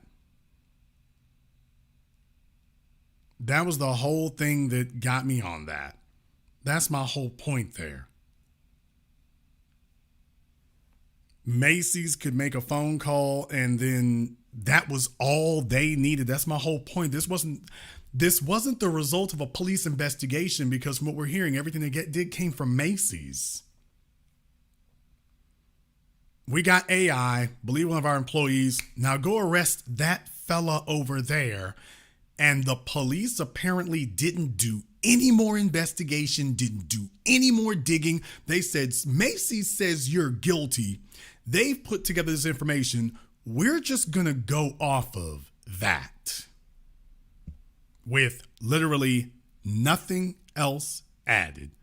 We're just going to go off of that. Call from America 314. You're on live with the Black Channel. What's your name? Where you calling from? How you doing, Jason? My name is Mike. I'm calling from St. Louis. Sorry about that. Mike from St. Louis. What's on your mind? Yeah, Mike from St. Louis. Yes, what's on your mind, brother? Okay, well, I was calling to follow up on a couple of other callers. I remember when you did the broadcast on Kamala Harris and her abortion tour, you kind of dwelled into this. I think this is one of the most important things, that, that Black people could even start thinking about, because if our kids don't learn this tech, we're going to be part of the useless class. And so there should be nothing else but, thinking about this tech, our reparations. But we got to be honest. And I think, unfortunately, our kids are going to be left way, way behind because our kids are not learning this tech. Sometimes I drive Uber and I'll talk to, here in St. Louis, we have one of the better universities called Washington University of St. Louis. And I talked to a lot of these Chinese national students or some students from Mumbai, India, and they telling me they're learning code as early as 5 and 6 years old. Yeah. India started off its computer science program back in the 80s. Back in the 80s was when India notoriously kicked off its computer science program to integrate that into schools. So they saw where this was going early.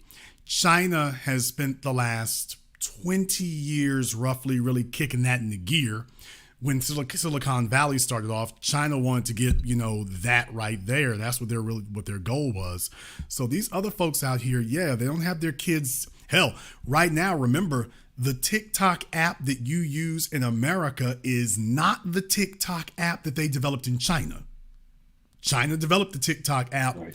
That's not the same one, folks. The U.S. government, other folks have been saying, by the way their algorithm works and what it's allowed to show, they don't have the twerking and the fighting and all that stuff. Oh, no, the Chinese version won't even allow it.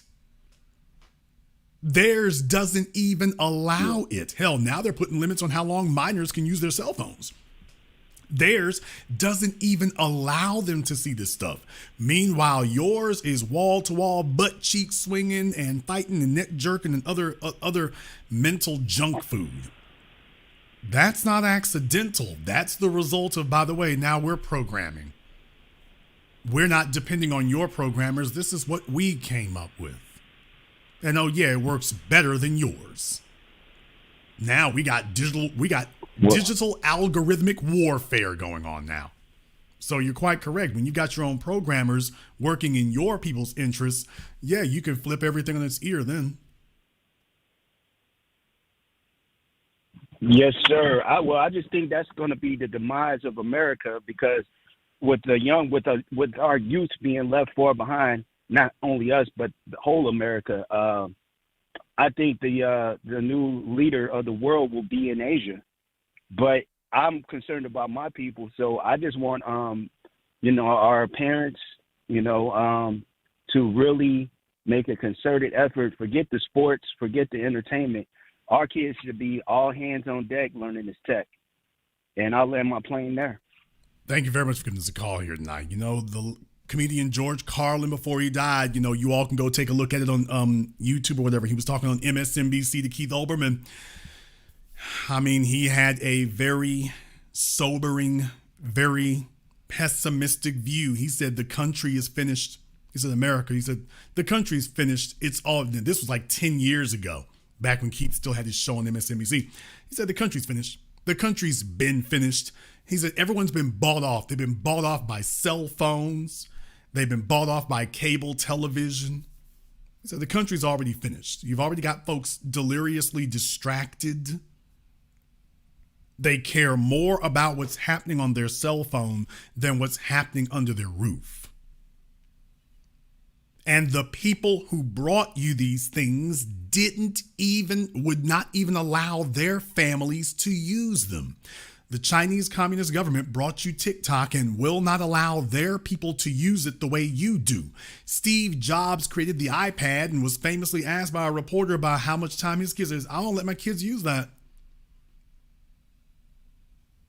The guy who made it don't let his kids use it. But he's giving you a million ways to strap it to your kid's head. Remember, Steve Jobs was famously a minimalist. So the folks who make these things don't use them and don't want their children to use them. I'm like, okay, well, that's your first sign there's a problem. That is your first clue that, there's something wrong with this. Call from America 662. You're on live with the Black Channel. What's your name? Where you calling from? Uninvited guest, Verona, Mississippi. All right, brother. What's on your mind? Uninvited guest. You 1,000% right about them cameras. They watch your eyes, and they will even go as far as telling you if you're drowsy, you need to pull over and take a nap. And I lost my point. And thank you. Good broadcast. You're doing a very good job. You always staying on top of it 100. Well, you're right about that. As a matter of fact, for some of my newer vehicles that I bought now, when I take road trips, they will ask me after a certain amount of time whether or not I need to rest. Do you need to stop? Now here's the crazy part. But here's the crazy part. This lets you know that, by the way, this ain't accidental. I've been monitoring it to see if that would continue happening. It only happened when I first bought the vehicles. After a while, it stopped asking me that. Right. Now, there's only one reason it would stop only two reasons it would stop asking you that. Number one, there's a set number of times for the lifetime of the vehicle that it's set to ask you that question, or the vehicle has an algorithm where it's measuring how often you drive like that. And eventually, if it's determined that this is normal driving for you, it doesn't interrupt you by asking that. And like you said, that camera, if you don't supposed to be in that vehicle, like you said, they can set it to just shut down. You just stuck, or if you ain't got insurance. And it wouldn't surprise me if in the future, this AI, if you just pass by police and they able to get all your information, if you got insurance, if you convicted felon, any of that, it won't surprise me if it's coming in the future. AI. That's the whole point, because the whole point about this is mechanisms of control. That the society is the prison. This is how you can have a divided society with folk walking around. Think about that for a few moments. These people can be walking around in this divided society because your car is going to you can go buy the same car the white person next to you got. That car is going to treat you differently than it treats them. All right. You can go buy the same iPhone that they got. It's going to treat you different than it does them. It doesn't matter where you go or how you got it. It's designed and engineered to treat you differently. You can walk into the same store. You can get the same credit card. We already know about buying a house. Yeah, everything is set up so that you're walking around the same society with the same folk. You can be married to a white woman, and literally everything you got in that house, everything you have in your car, everything you bought, everywhere you go, treats her differently, i.e. better than it treats you. So you have mobility, and you're still confined and under control. Man, that's diabolical genius. In the words of our immortal elder, Dr. John Henry Clark. That's evil genius.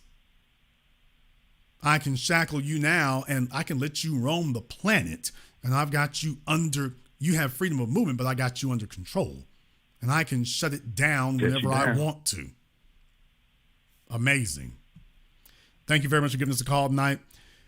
I got a whole bunch of phone calls popped up here. Like I say, this is the kind of conversations you don't have anywhere else. Folks don't take calls and this kind of thing. And they would never imagine that black folk are very, very interested in this kind of subject here. Yeah, because they're always talking down to us and underestimating our intelligence and our inquisitiveness about these things. So don't look for Bowling Ball Martin to talk about this or whatever.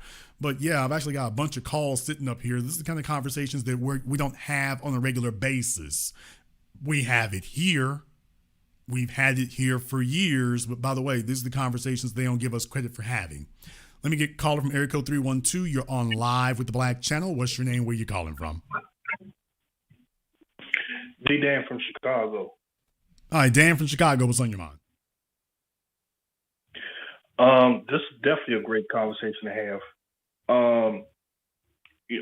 So far as that brother, what happened to him, that was fucked up. That was real fucked up. I think that Macy definitely put a hit out on him. You know what I'm saying? Without him even coming. So far as okay, Dan's call dropped there, but thank you very much for giving us a call here tonight. I hope the folks didn't come get him. You know, like I say, I don't know why this occurred. Was there some ulterior motive? What was going on there? Did Macy's have something out for, or Sunglass Hut and Macy's, or both have something out for him? I don't know. Because you see things like this happen and then it's just kind of inexplicable. Kind of like the guy who, the Asian fellow who blew up his house in Virginia. We still don't. I've been waiting to see somebody explain to me, by the way, how did he get all that explosive in there? How did he get the expertise to be able to set up a bomb like that and blow up the whole house like a Hollywood movie? How did he do that? Still waiting to hear it. Still waiting to hear an explanation. So when you just see these mega odd things happening and then nobody can explain to you why it's occurring, oh ho hum. Wait a minute, his whole damn house blew up and we don't have an explanation? Where's the alcohol, tobacco, and firearms? Y'all should be all over this. This fella blew up the whole house. Hello? Just no more conversation? Oh, well, hey, what about those Saints? No, back to the dude blowing up the house. What about him? Hey, what about that Super Bowl? No. What about this boom over here? What's going on with that? Well, you know, he's gone. He's dead. House gone, you know. Oh, well, no. Oh, well, me ass. No, I want some details. Because if you don't want to talk about it, that's all the more reason I need to know what's going on over there. And why is it that you are curiously unconcerned when dudes out here blowing up neighborhoods and you're just unconcerned? No. I need some more information than this. I sure do. Call from area code 804. You're on live with the Black Channel. What's your name? Where you calling from? Good night. How are you? My name is Jonathan. I'm calling from New Jersey. Okay, you're calling from where at New Jersey? I'm calling from Brunswick, New Jersey. All right, Brunswick, New Jersey. And what's on your mind? I had a question about it because I work in the field of STEM. So I do science, technology, engineering, and mathematics. And the one thing I see and I notice is that there's a code. A Kevin, friend of mine, his name is Kevin, and we meet every Friday and like that. He works for Bing, which is another search engine company similar to Google. And what they actually do is they use your webcam. I don't think if you guys actually know this, you're supposed to shut your webcam services off, but the social media companies actually use the information from your webcam to see what you're doing, and they sell that information. A lot of people don't talk about that, but it was interesting because that's one of the things that I had picked up from him. I didn't know that. That's why I actually put tape in front of my webcam so that even if somebody hacks you, they can't actually see that because there's the dark web where people sell that information. One of the things I was talking to him about right now is that we as Black people have two problems with us right now. There's the way we think, and then there's technology. If we have the ability to build pyramids, we should be dominating the tech world right now. But the only thing that's holding us back is the way we think. And then I think it was 2 weeks ago you brought up the mind control. Is it, as Black people, should we come together and create a mind control project that can take us out of this white supremacy thing? Because white Well, you supremacy already is messing have it. all of us up, even the children. No, you right already now. have it. So I mean, the it's ministry called building where I'm mind at, control. That's the whole thing. You already have it.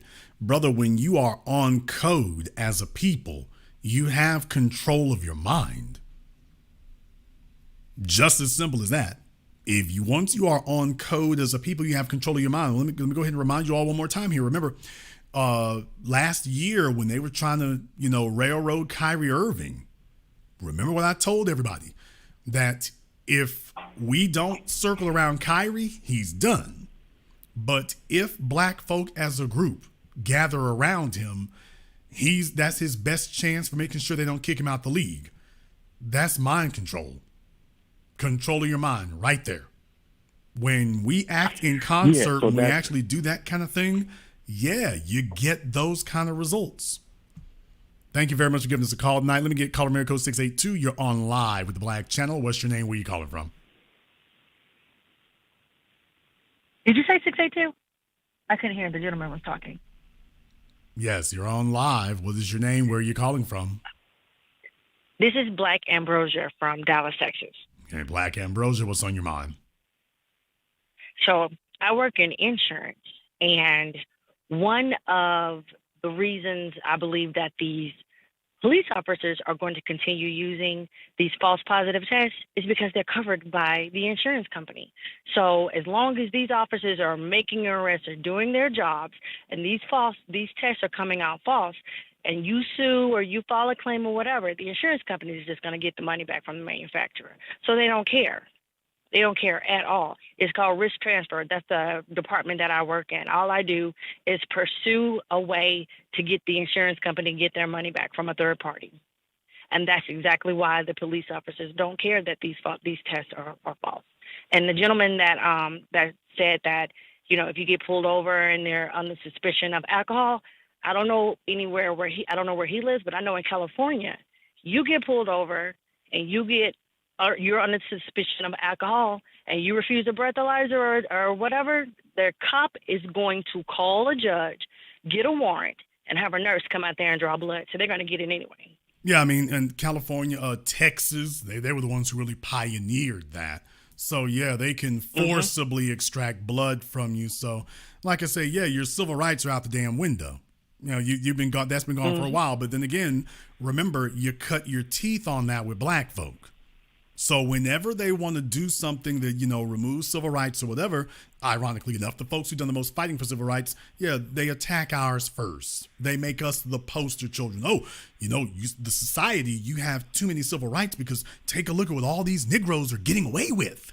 So if you just let us go ahead and encroach on those rights some more, we can get them Negroes under control. And they go after us first. And then now you've given them the ability to go after everybody else. But they don't think of it that way. So when they get caught up, that happens. But then again, they really only target the undesirable whites. So if you're white and you're an undesirable, or you're doing something they don't want you doing, now they got the leeway to go after everybody. So they'll disproportionately go after us. But once you give them that freedom to do it, okay, now we can get anybody we want to. So you just start slowly rolling those things backwards. But you make a very good point in that regard. Yeah, if they want to get you for that, they got you. I'll let you have the last word. That's all I wanted to say. Thank you, Jason B1.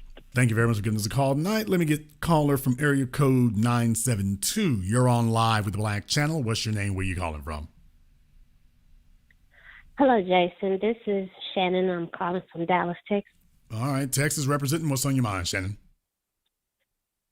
Okay. With the conversation about AI, I was just thinking about what was like a year and a half ago, where in New York they had the robot dogs out, and they were showing them and displaying them and had them roam through the city, but they don't have any AI dogs out for anybody on the border. And another point I wanted to make was the use of AI in this movie Tom Cruise had was Minority Report, and they detected him when he went in and out of a store. And that's another thing that they could possibly use in the future, because they already have those people in the Nordic countries or in Switzerland where they're already chipped up. So it's not just something that could be used against you. It could be used for people to keep you away from a group, or like the 15-minute city. If you don't have certain traits from some kind of AI system, you can't go to the next city or the next place. You're going to be housed where they want you to be. And that's it. I land my plane. Oh, absolutely. Like I say, this technology is already being used. And the real thing we check on here is that they've made sure that the accuracy for white people is extremely high. So the chances of it discriminating against you or penalizing you are very low if you're white. So by default, it can already recognize the undesirables. And if you're black folks, like, yeah, all you got to do then, new rule, like Order 66. All right, block the Negroes off. Today's the day. Order 66. Here we go. Thank you very much for giving us a call tonight. Yeah, they made sure that it's highly reliable for white folk. They don't have to be reliable for everybody else. It's like, oh, we just recognize our own. If it's not recognizing you, you must not be one of us. Okay, we going in on you. Caller from area code 279. You're on live with the Black Channel. What's your name? Where you calling from? Yeah, this is T-Hawk out of San Bernardino. T-Hawk out of San Bernardino. What's on your mind? Man, I had a couple of different questions I wanted to ask you, but first I wanted to say this. I used to work for Tesla, and we build the cars and stuff like that, and the technology and stuff that goes within it. Now, when you buy these cars, first of all, they're over the $100,000 mark. You don't own the technology that is within there. So you don't basically, and the whole car is a piece of tech. It's like an iPhone or whatever. So the whole car itself, if you don't own that, and, you're driving this thing and they're just getting all of this data. So much data that you get from a person by just sitting in the car. So my thing is this. It's like, look, we're black, dude. We build fucking pyramids, man. We've got to get this thing under control. We got to get a hold of our own technology, chips. I don't care what it is, but it's like we can build our own, we could build our own cars. We have our own technology, a lot of black people have companies and stuff, probably 501c3s and all this stuff. Of course, we can get together and buy certain things to control our own tech. I mean, for God's sakes, we're being racially discriminated against in this sick, psychotic fucking world that we live in with these companies. Let me address that. Excuse my for French, a moment but there. I'm just saying. Well, let me address that. That's actually not a true statement, though. That we can build our own cars. Actually, we can't. Why? Can't. Okay. Right now, the automobile industry is very sophisticated, extremely regulated. You can't just set up shop and away we go building cars. The supply chain for automobiles is incredible, to say the least. That you need billions of dollars to start a car company, not thousands. So just there was just a black. Okay, slow down. Okay, slow down. Slow down. Okay, brother, slow down. I'm hosting my program now. Let's not do that. They can all hear me. Just calm down, folks. These things are very sophisticated. And when Elon Musk had billions of dollars from PayPal, that wasn't something that you just jumped up one day and did. So hell, tires alone. There's a reason why you don't have a black bicycle company. Folks don't understand the supply chain required just to get rubber tires. Just the tires. Now to get automobile rated tires. which remember, there are regulations for what kind of tires can go on an automobile. So to get tires that are built to automobile specifications, that's not $1,000 purchase. That's a multi-million-dollar purchase just to make a few thousand cars. So what I'm saying is, no, we have been economically deprived and oppressed and boxed and turned into a consumer class. We've been denied the type of resources that would allow us to do that. So yes, it would be a nice thing, but technically from a practical standpoint, actually, no, we couldn't do it. To get us to open up an automotive plant, you would need billions of dollars of investment. That would be something we'd have to get started on trying to do. And they've already set the economics against that. So in theory, it'd be nice, but in practicality, you couldn't do something like that unless you had a black person with hundreds of millions of dollars in liquid capital that was willing to do that. When you take a look at Tesla, for example, for those of you who don't know, the first Teslas, if you'll remember, were basically based on that Lotus. So Elon didn't actually have to build the cars themselves at that time, since it was based on the Lotus. It's only later that they started with their own independent design for it, but originally that was the Lotus. Right now, Henrik Fisker has started up his second or third car company. I forget which one it is. He's using a company called Magna. Now, Magna is a company that builds cars for other car companies. So he hasn't really opened his own plants. He's just contracting that through Magna, because building cars is what Magna does. But that's still not building your own necessarily yet. That's still not doing that. So I can name for you a number of folks here that it's been a daunting task for them to do that. So in practical, and remember, it took 10 years before Tesla was even solvent? I mean, it's just now coming into solvency now. Now, they've been a huge beneficiary of 0% interest rates and a flood of money into the car industry by calling themselves a tech company, although they're probably the only true tech company that's in automobiles right now. Sure, got it. But they've been a huge beneficiary of his whiteness, and now he's gone full white supremacist. So it's like, okay, well, that happened. So yeah, nobody's batting an eye at taking funding away from him because of it. So okay, roll on. So in theory, that would be great, but in practice, that's going to be a hell of an uphill climb.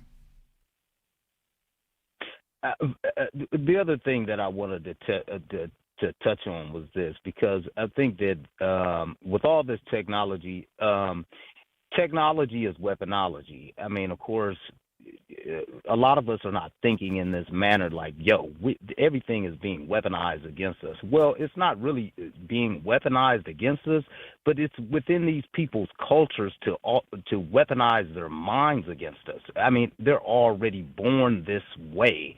They're being raised with this ideology and this backward thinking because they can't compete with us. You know what I mean? I mean, they can't get out there and work slave labor in the sun beating on them. I mean, they get skinned, they die trying to build a damn pyramid out there in the middle of the desert. But anyway, what I wanted to say was this, is the fact that we have this, we've got this problem with this, with these things being weaponized against us. And we're not using our tech. We're not using any type. We're not even using. We don't weaponize anything against anyone. We're thinking that we're American. We think, like a lot of black people think, like, oh, I'm just a regular American citizen. No, the fuck you're not. They look at us very different, and everybody just, we just want to be so accepted by this thing, but it's being it's a coping mechanism. Is being weaponized against us. So I just want to say that's the thing. It's a coping mechanism. It's like the guy who called in before about the religious stuff there. The continent. Thank you very much for giving us a call here, folks. Let's pay attention on the phone. This is just like the guy calling it the religious thing here. Folks, when they're powerless, they start looking for coping mechanisms. They start grasping for coping mechanisms. And when you allow that to occur, now you're in trouble. Now you're in trouble when you start grasping for coping mechanisms. You start going to patriotism, spirituality, Yeah, they're scrambling for protection from that. Caller from area code 630. You're on live with the Black Channel. What's your name? Where you calling from? Hi, Jason. This is Nick from Chicago by way of Houston. Nick from Chicago. What's on your mind? Yeah, so this whole thing with the AI, I do a lot of work here in the U.S. and in different parts of Africa. And what I've noticed, they have these companies like Google and whatnot, they block out the AI from being used except in white-run nations, or they would say the West. So if you're in, South Korea, if you're in UK, Spain, something like that, US, Canada, you can use it. You go anywhere in Africa, you can't use it. You go anywhere where there's a majority black population, Brazil, you can't use it. So that's just an outward expression with non-foundationals where they're blocking it there. So that's an open, they would use the word bias, but that's open racism right there. And then eventually, once this system is 100% set up, I suspect that they're finally going to roll it out and say, you guys are allowed to use it and everything like that, because I established a workstation, and that same thing about how it can't identify particularly black women's faces. If you type in a prompt in one of these programs, sometimes you're typing in something with a black woman and it'll spit out a man. That's one thing. You type in something with black, it'll spit out a white person. And I had to train it on my own. I got my accuracy rate up to 98% on my own computer because I'm using my own training data. So I'm like, yeah, if I can do this, and it only took me a few hours of just training it on some images and training it on content, well, then they can do this with their billions of dollars behind them. Yeah, I mean, that's the whole thing, which means it's not accidental.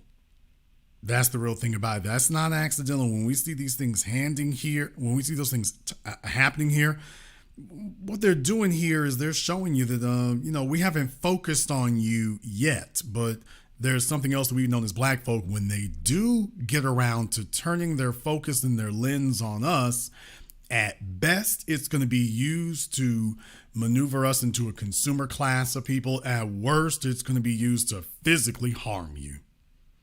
Thank you very much for giving us a call. Now, let me get caller from area code 617. You're on live with the Black Channel. What's your name? Where are you calling from? Hi, this is Shell from Boston. Michelle from Boston, what's on your mind? I just wanted to say that, I think you discussed the future and children, and, I think a lot of people that call in, not a lot, but some of the people that have called in, they're kind of looking backwards. I know that a couple of callers had mentioned, the son beaten down and, slave labor type stuff. But I think the technology is in the hands of the children today. And, there's different classes and different certifications that these kids could take, like right from their phones right now. Like, I know being in Boston, like MIT has free courses in AI and certifications in coding that are free that they can tap into right now instead of and try to learn the technology, and try to, I wouldn't say get in front of it. It's already there, but yeah, there's the real thing is that it's already it. off and running here. And when we talk about black folk being underrepresented, we're not underrepresented here. We are completely unrepresented. And just understand how far behind we are. You've got young white supremacists like Elon Musk becoming the richest person on earth, from payment processing to a car company to rocket ships. We don't have a bicycle company yet. But why? To me, it's like I'm constantly looking at like free. Right. Okay, but slow down. Before we go any further there, I want folks to stop and digest that for a moment. Before we go on and try to come up with a solution to this, that, and the other, I want folks to just stop for a minute. Let that sink in and digest for a moment. We're centuries after the first bicycle.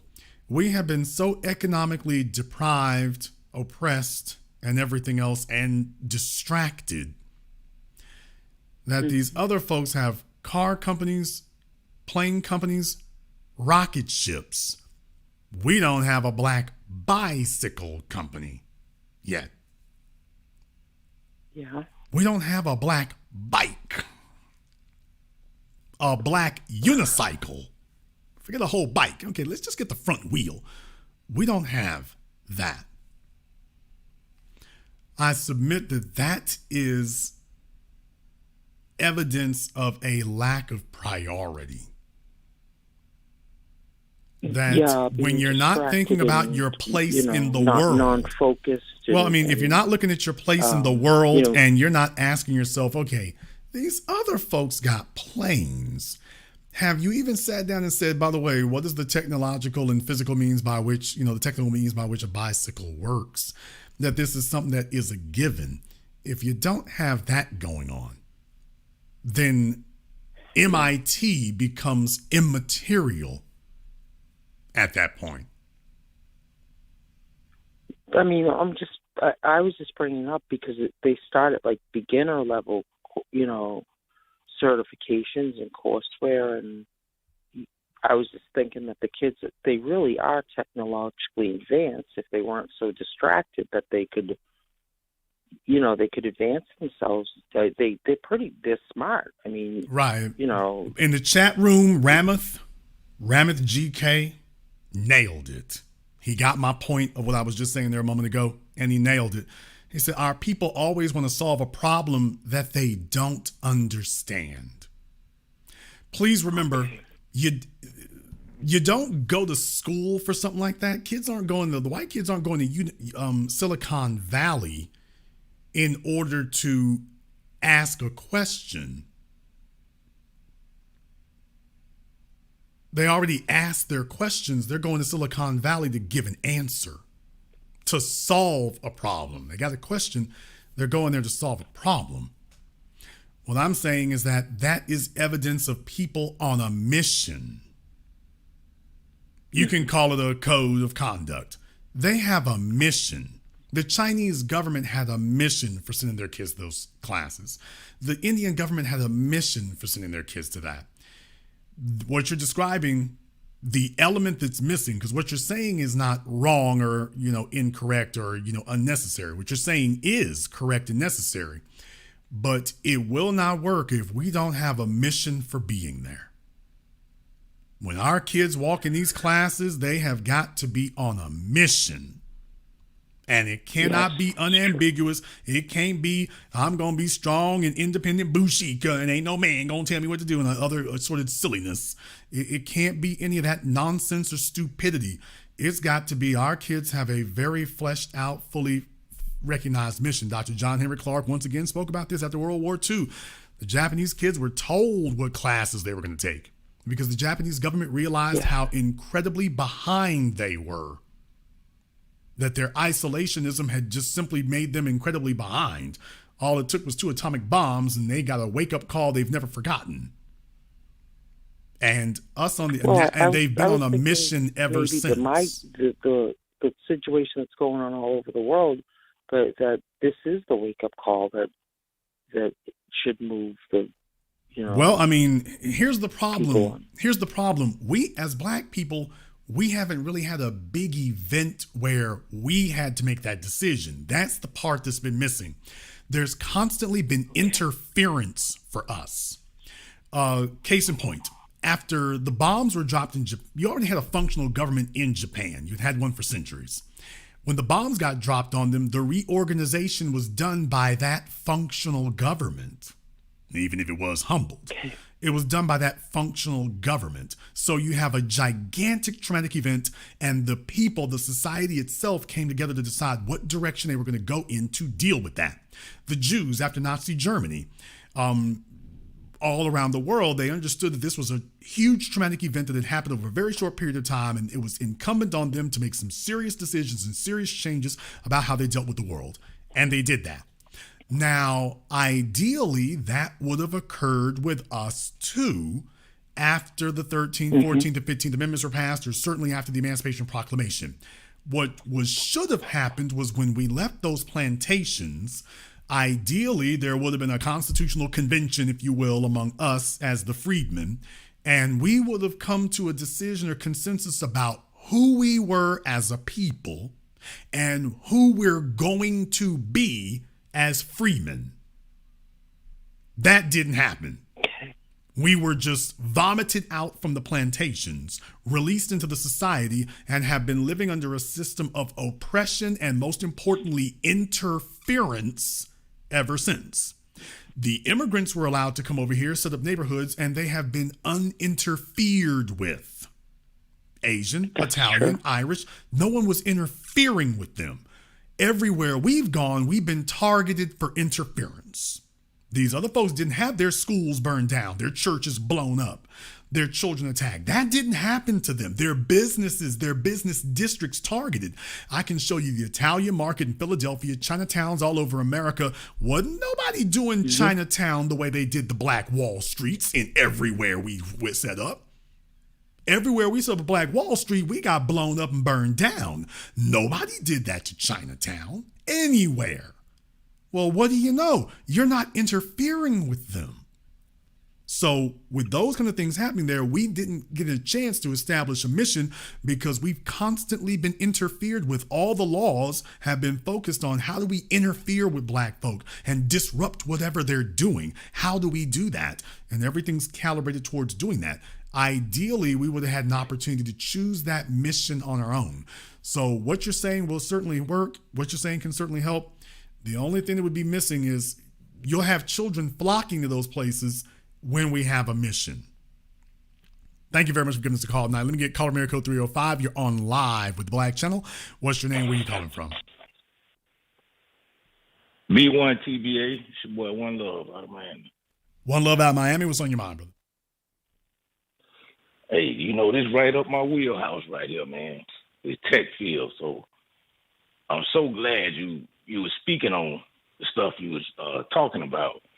And the other, previous caller was right about us getting our kids in this, because there is what we always know about the 150-year plan. Nothing is new. Nothing is new. You can Google the Echelon satellite, as you were speaking about, refrigerators and stoves. That's not small talk you're saying, because the Echelon satellite was made in 1960. That was used to find and spy on people. So they used that to find Saddam Hussein. He was underground. I don't even keep my location on. I turn my location off on my phone unless I'm using, Google Maps. They can hear. If that satellite can see, it can hear. Literally, it can watch TV with you. Whatever you're watching, it can hear it and see it. So, just like the stealth bomber, they didn't use it pretty much until the Gulf War, but they made that in the 50s. We have to put our children in that education. You see how the last caller, she's saying, oh, well, this should be our wake-up call. No, we should have already been awake. It shouldn't take that big event, that you were just speaking about. We should already be there. I don't work, for the government. I work with the government. I sell them technology. They have what you call the patent portfolio. They take the technology you have. If you actually go into the patent portfolio, they actually would pay you for your technology and just put it in the broom closet and keep it and bring it out whenever they want to. None of this stuff is new. None of this stuff is new. It shouldn't take a major event to wake up. We should already be woke. And you were speaking about that's a bit of a misnomer. How diabolical. That's a bit of a misnomer, because actually it does take a major event. It actually does. Societies as a group usually don't move until there is something that they simply can't avoid. America, Pearl Harbor. Japan, the bombs. I can go down the list. Generally in societies, they don't move until that happens. Now, we had a major event. It was called Damn Eat Chattel Slavery. We've had other events since then. We basically had to generate movements because the events have been controlled. These other folks were not controlled the way we were. So it would be nice if people just self-galvanize like that simply because, something's an issue. But the real truth of the matter is, as a group, people don't really make mass movements until something unavoidable occurs. I'll let you have the last word. You're absolutely right. The way we move right now, PBA is if the white man don't say it, then we don't think it happened. And until the white media puts it on, it doesn't exist. And we have to get out of that. And that's why I love the black media, and the steps you all are taking. Like you said, nobody else is talking about this but you. And we are educated, but we can't wait for them to tell us what we need to be educated on. B1 TBA, keep doing your thing, man. Thank you very much for giving us a call here tonight. I want to thank Brother Tahuti for contributing to Sport Tonight's program here. And a big shout out, if you don't hear this kind of conversation happening anywhere else, if you like what you're hearing on tonight's program here, thank you very much for tuning in. And you can show your support here on PayPal or Venmo. Definitely go ahead and do that as well. So thank you, Brother Tahuti. We appreciate that. Let me get caller from area code 702. You're on live with the Black Channel. What's your name? Where are you calling from? Hey, Jason, it's Cal in Vegas, and yes, this is one of your all-time top show programs, and I appreciate you having it. I just wanted to throw in a little side note about AI and where it comes from, and where who was the beta tester, and that was the casino business in Vegas for years, probably since at least the 90s and probably the 80s. They've been perfecting their camera technology to identify people who come in because they want to get at the people. If you're really good, if you're really a good gambler, and that's like, basically 1%, 99% of you suck, which is why there's such a big casino business in the first place. But there's 1% who come in and they can rake, and we want to make sure they don't come in. So, if you're spotted by the AI algorithm or the AI AI camera, you will be escorted out.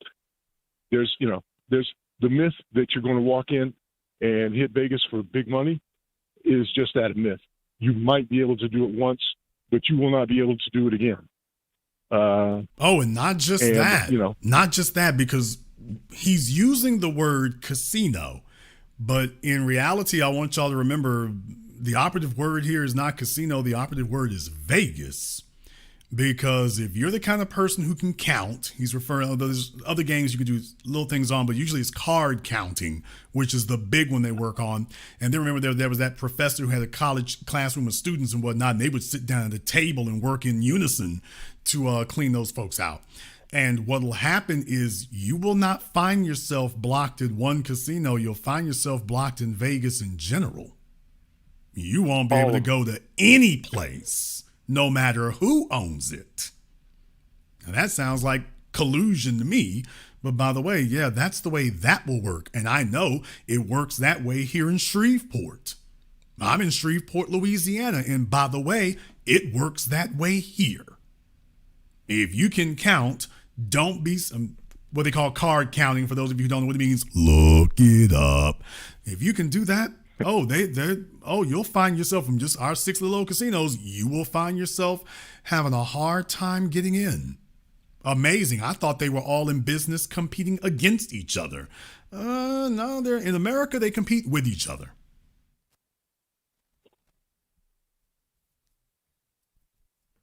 I'll let you have the last word.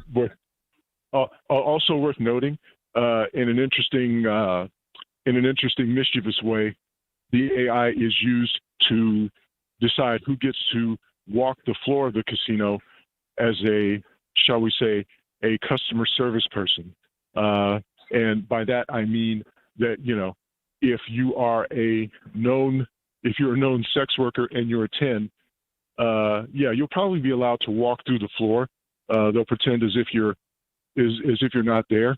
But if you're anything less than that, or you're an unknown quantity, you will be greeted at the door and you will be turned around and, told Now to that's ply your interesting. trade elsewhere. Now that's interesting. So that's a whole new twist on the rope line. That's basically how it's always worked. If you're in a high end casino, you'll notice that the single girls who walk through there, they're across the board. They're 8, 9, 10. Anything less than that, you aren't going to see them. Well, like I said, I'm at a bit of a disadvantage of that because I've never set foot in a casino. Oddly enough, I've worked on construction projects, building things and building hotels and casinos. Never actually walked inside of one before. But like I say, I've certainly seen some things from the outside. Never actually set foot inside of one. I mean, I don't gamble, so it's just I like a sure thing. I like investing in business. I don't like gambling. The idea I can give you money and just I can't get it, or I'm hopping across the table. But obviously we know you got the working girls at the hotels and stuff. At the casinos everywhere. Now, what you just named there, though, that was something in particular I had never actually really considered that before. With as many cameras as they have, if they can keep out counters and people they don't want, they should sure as hell be able to keep the prostitutes out, and yet that doesn't happen. So, if they're in there, they're being allowed in, and you're saying that not only are they being allowed in, they're being rated. Correct. So that's what I'm saying. Like when you go to the club and they got the rope line, if you're the cute girls, they let you skip the line and come on in. And if you're not, the rest of you get to stand outside in the cold and whatnot until there's some seats available or whatever. So this is a whole brand new twist on the rope line, man. This is a whole brand new twist on it. Appreciate the show, Jason. Take care.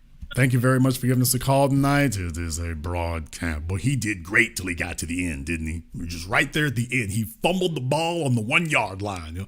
He had one job, just to hang up the phone. It was just 1 yard line. It was a great show. Okay. Lie.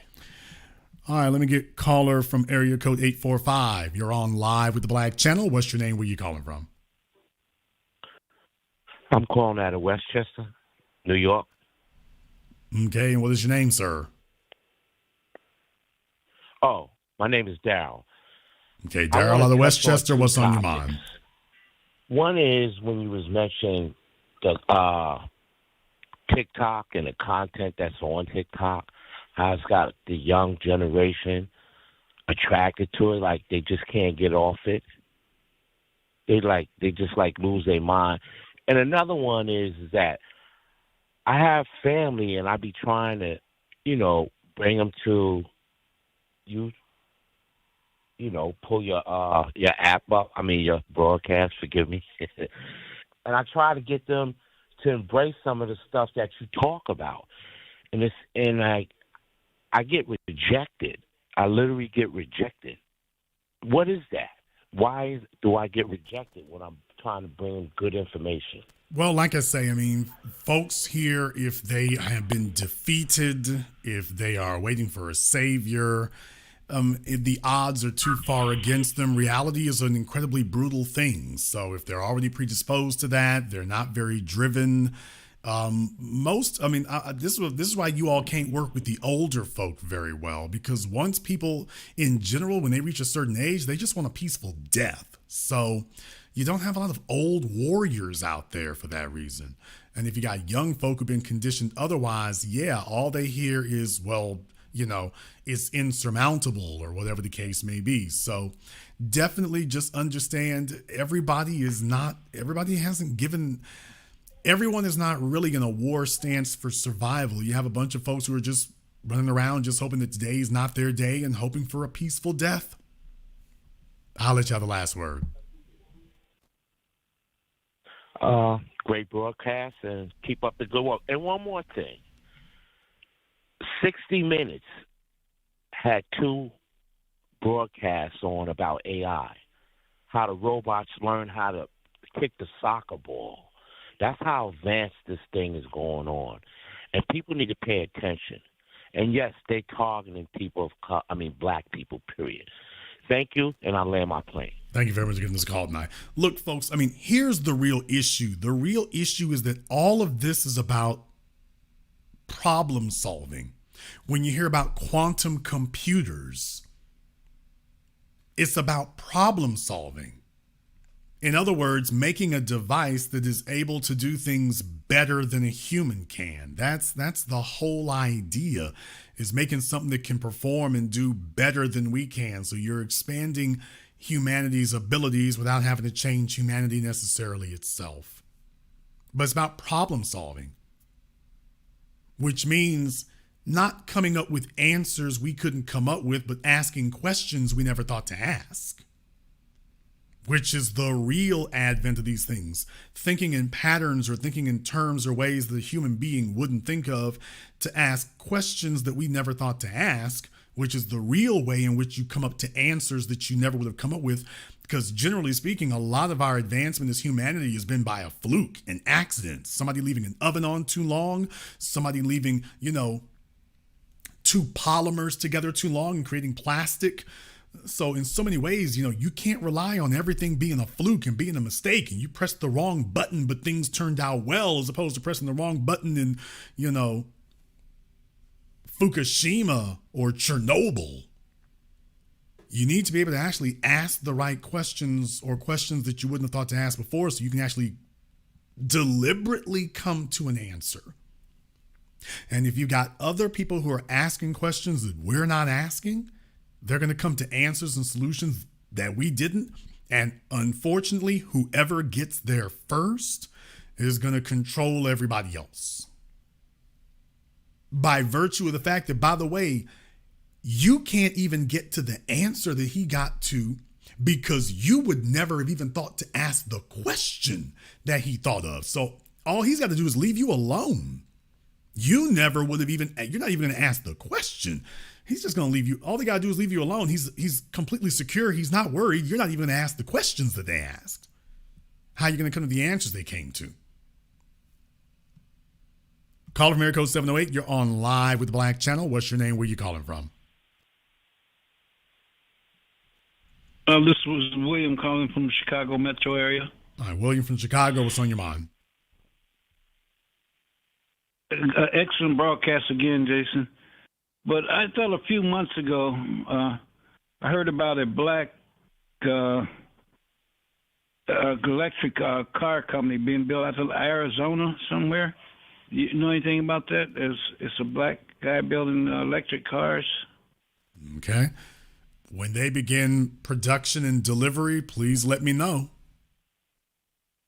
The only one I know of out there is Lucid. But that's Henry Rollinson. He's a white man, but Lucid is the only one I know of in Arizona that's new. So you might have somebody else who's out there and whatnot, but by all means, when they begin production and delivery, please let me know. I will. Okay, but I could have swore I heard about a black company building. Here's the thing, brother. Here's the thing. I want you to think about this for a moment. Think about this for just a few moments. You're saying, I think I heard something. Jason, I think I heard something about a guy out in Arizona somewhere might be building a car company. I want you to understand that that's, even if what you're saying is accurate, even if there really is somebody out there, it's so sparse that the best we can do is, well, I think we heard something. It's not even, yes, Jason, it's so significant. Here's his name. Here it is. It's not something that you even remember off the top of your head or remember readily. It's something you actually have, even if it's actually there, it's something you have to actually struggle to remember or to think about or to recall. That's how serious that is. Even if it were there, you'd have to struggle to do it. Now, Elon Musk rolls off the tongue. Think that over. Thank you very much for giving us a call tonight. Let me get caller America code 225. You're on live with the Black Channel. What's your name? Where you calling from? Hey, how you doing? This is Josh from Vegas. All right, Josh from Vegas. What's on your mind? And Yeah, and so I just wanted to, add a little bit to the conversation. Great conversation, by the way. Um, I think more of the root of the problem is, and excuse me, is that we don't have a lot of people, of our people in the field, which is the reason why this technology is being built without any of our input. And just to reference some data, this is something I talked about previously um, on my platform, where back in, I think they did a study back in, not that I think, I know they did a study back in 2017, like 2019, where they were um, seeing how many people were going into the STEM field based on race, and Black people are like at the lowest percentage of STEM workers in the field. And the reason I reference that, because if we're at the ground level within these fields where they're creating this technology and coming up with these ideas, then there would be more input in order to the results to be a whole lot different and a whole lot better. Well, what For you're saying everyone, could be right, inclusive. but I got to come And, back to what and, I told the and let me woman let there you go, before who's Go talking ahead. about MIT. Here's where things hit, a bit of a snag, is because if your children are not interested, it's going to be very difficult to get them to become innovational in the field if they're not interested. Now, certainly the dominant society does everything it can to disinterest your kids. Your kids are taught early and given all the tools they need to dribble a basketball and run a football and be entertaining. This technology thing is different. If you don't have parents who are involved or interested, it's very unlikely the kids will be able to do that because the schools don't lead them in that direction. As a matter of fact, right now, I just did a program last week about how, the Asian parents want to kick the Black kids out of these programs for that. But that's the environment that you're dealing with.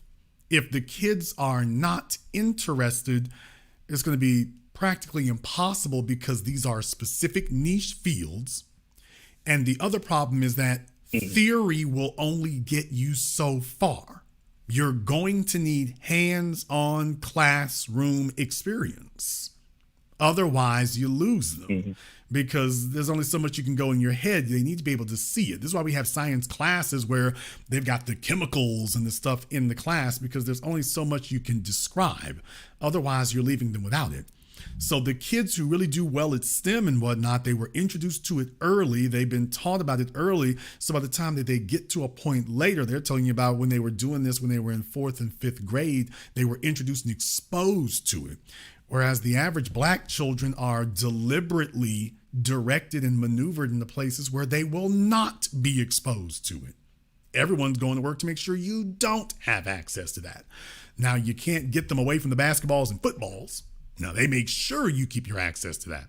But this other stuff right here, if that's going to happen, we're going to have to start early. We're going to have to start young. And there's going to have to be real world practical experience, because literally everybody is collaborating to make sure our kids don't get that. That should be your first clue that everyone's collaborating to target us. They're all working in it. They just don't want our kids in it. Oh, what are y'all doing over there? I suspect they're targeting us with it. I'll let you have the last word. And I 100%, I 100% agree with what you're saying.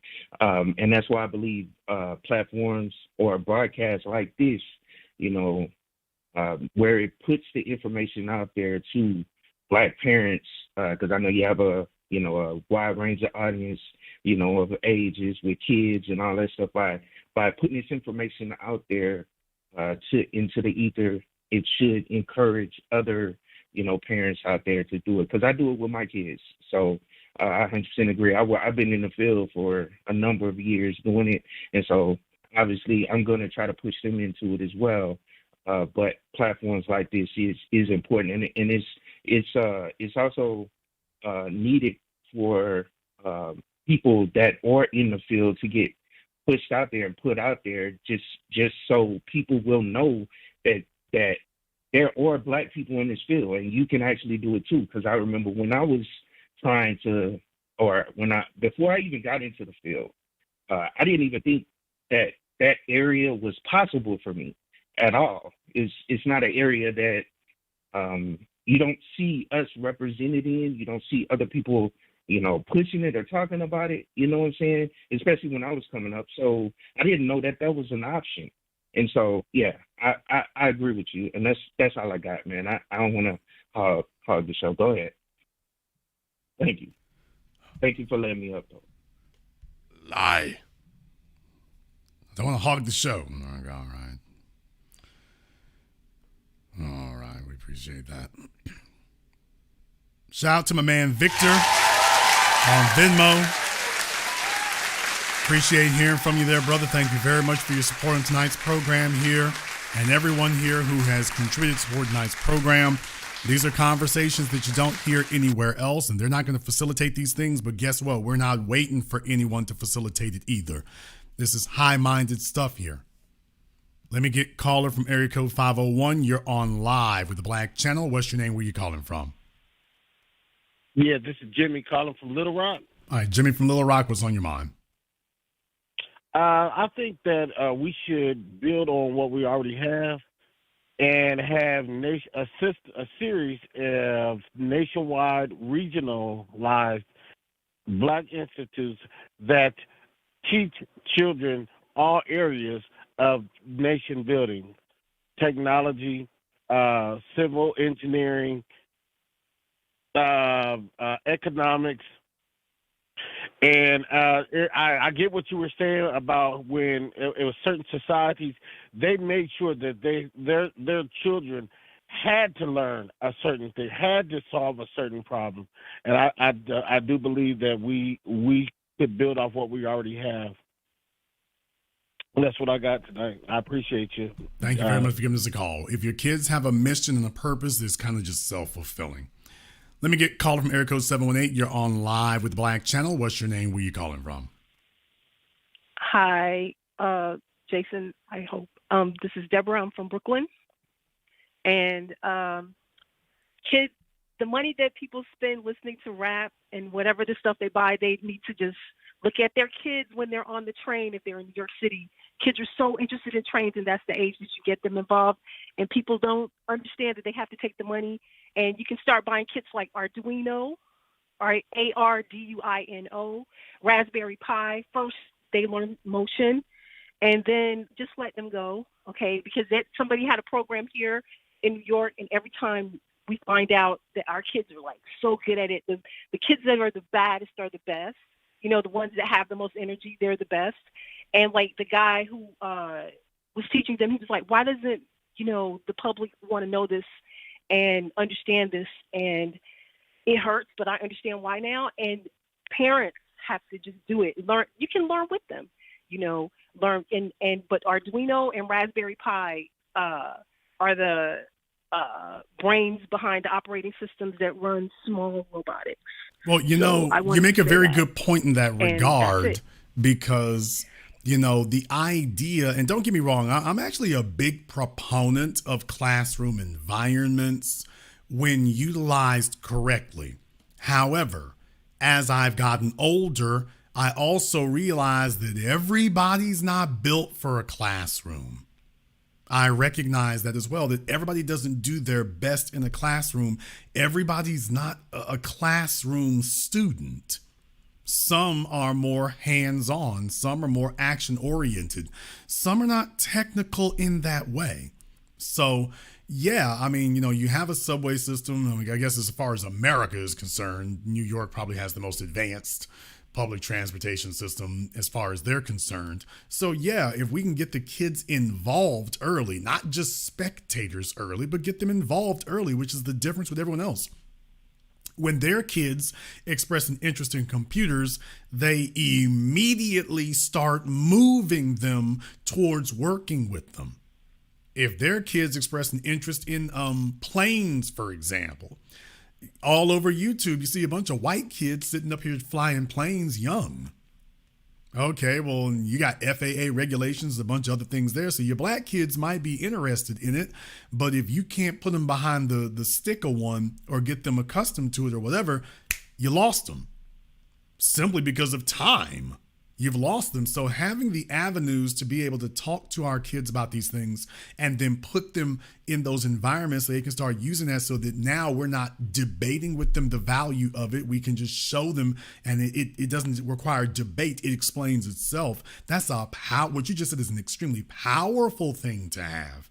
And yes, it works very, very young.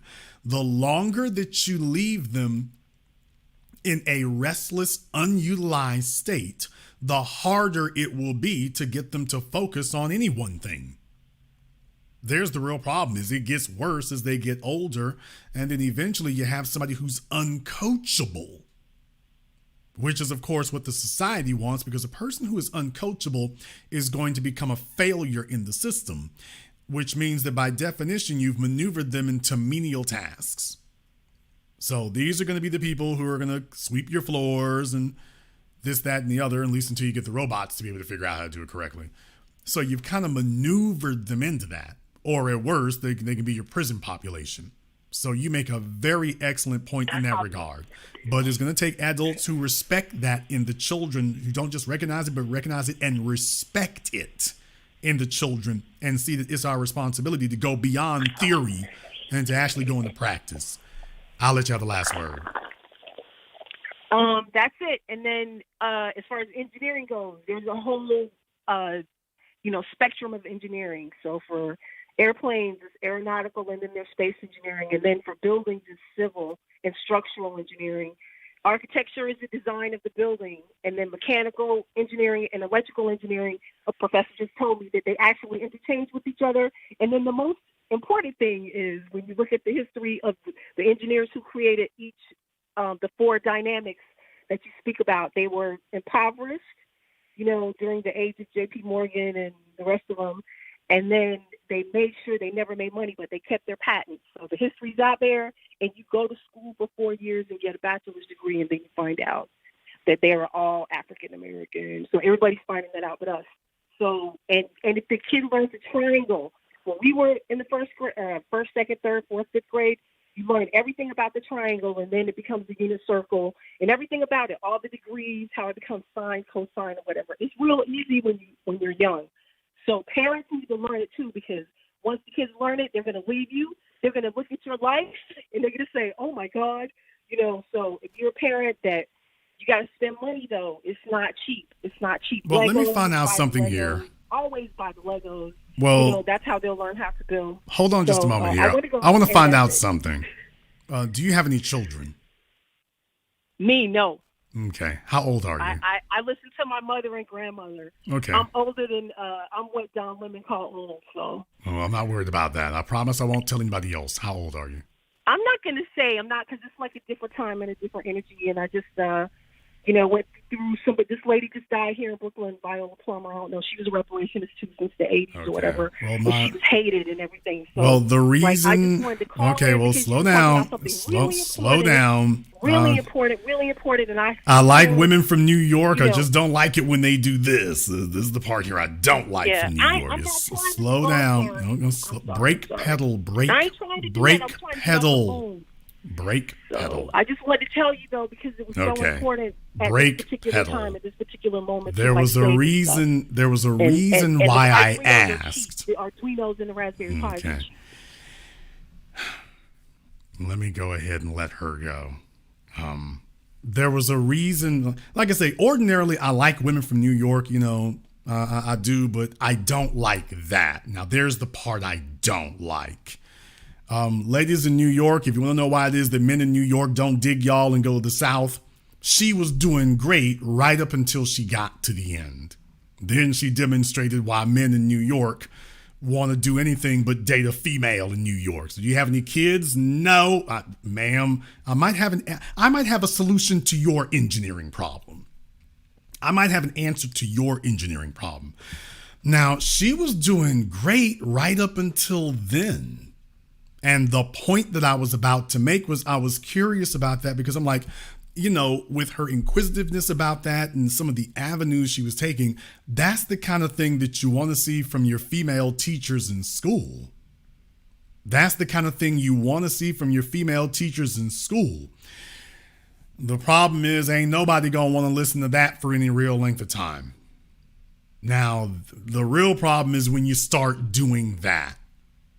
So to the females in New York, I want to let y'all know, the men, I'm from Louisiana. I dig chicks from New York, but I'm just letting you know that, by the way, dudes in New York don't like y'all when you do that, by the way.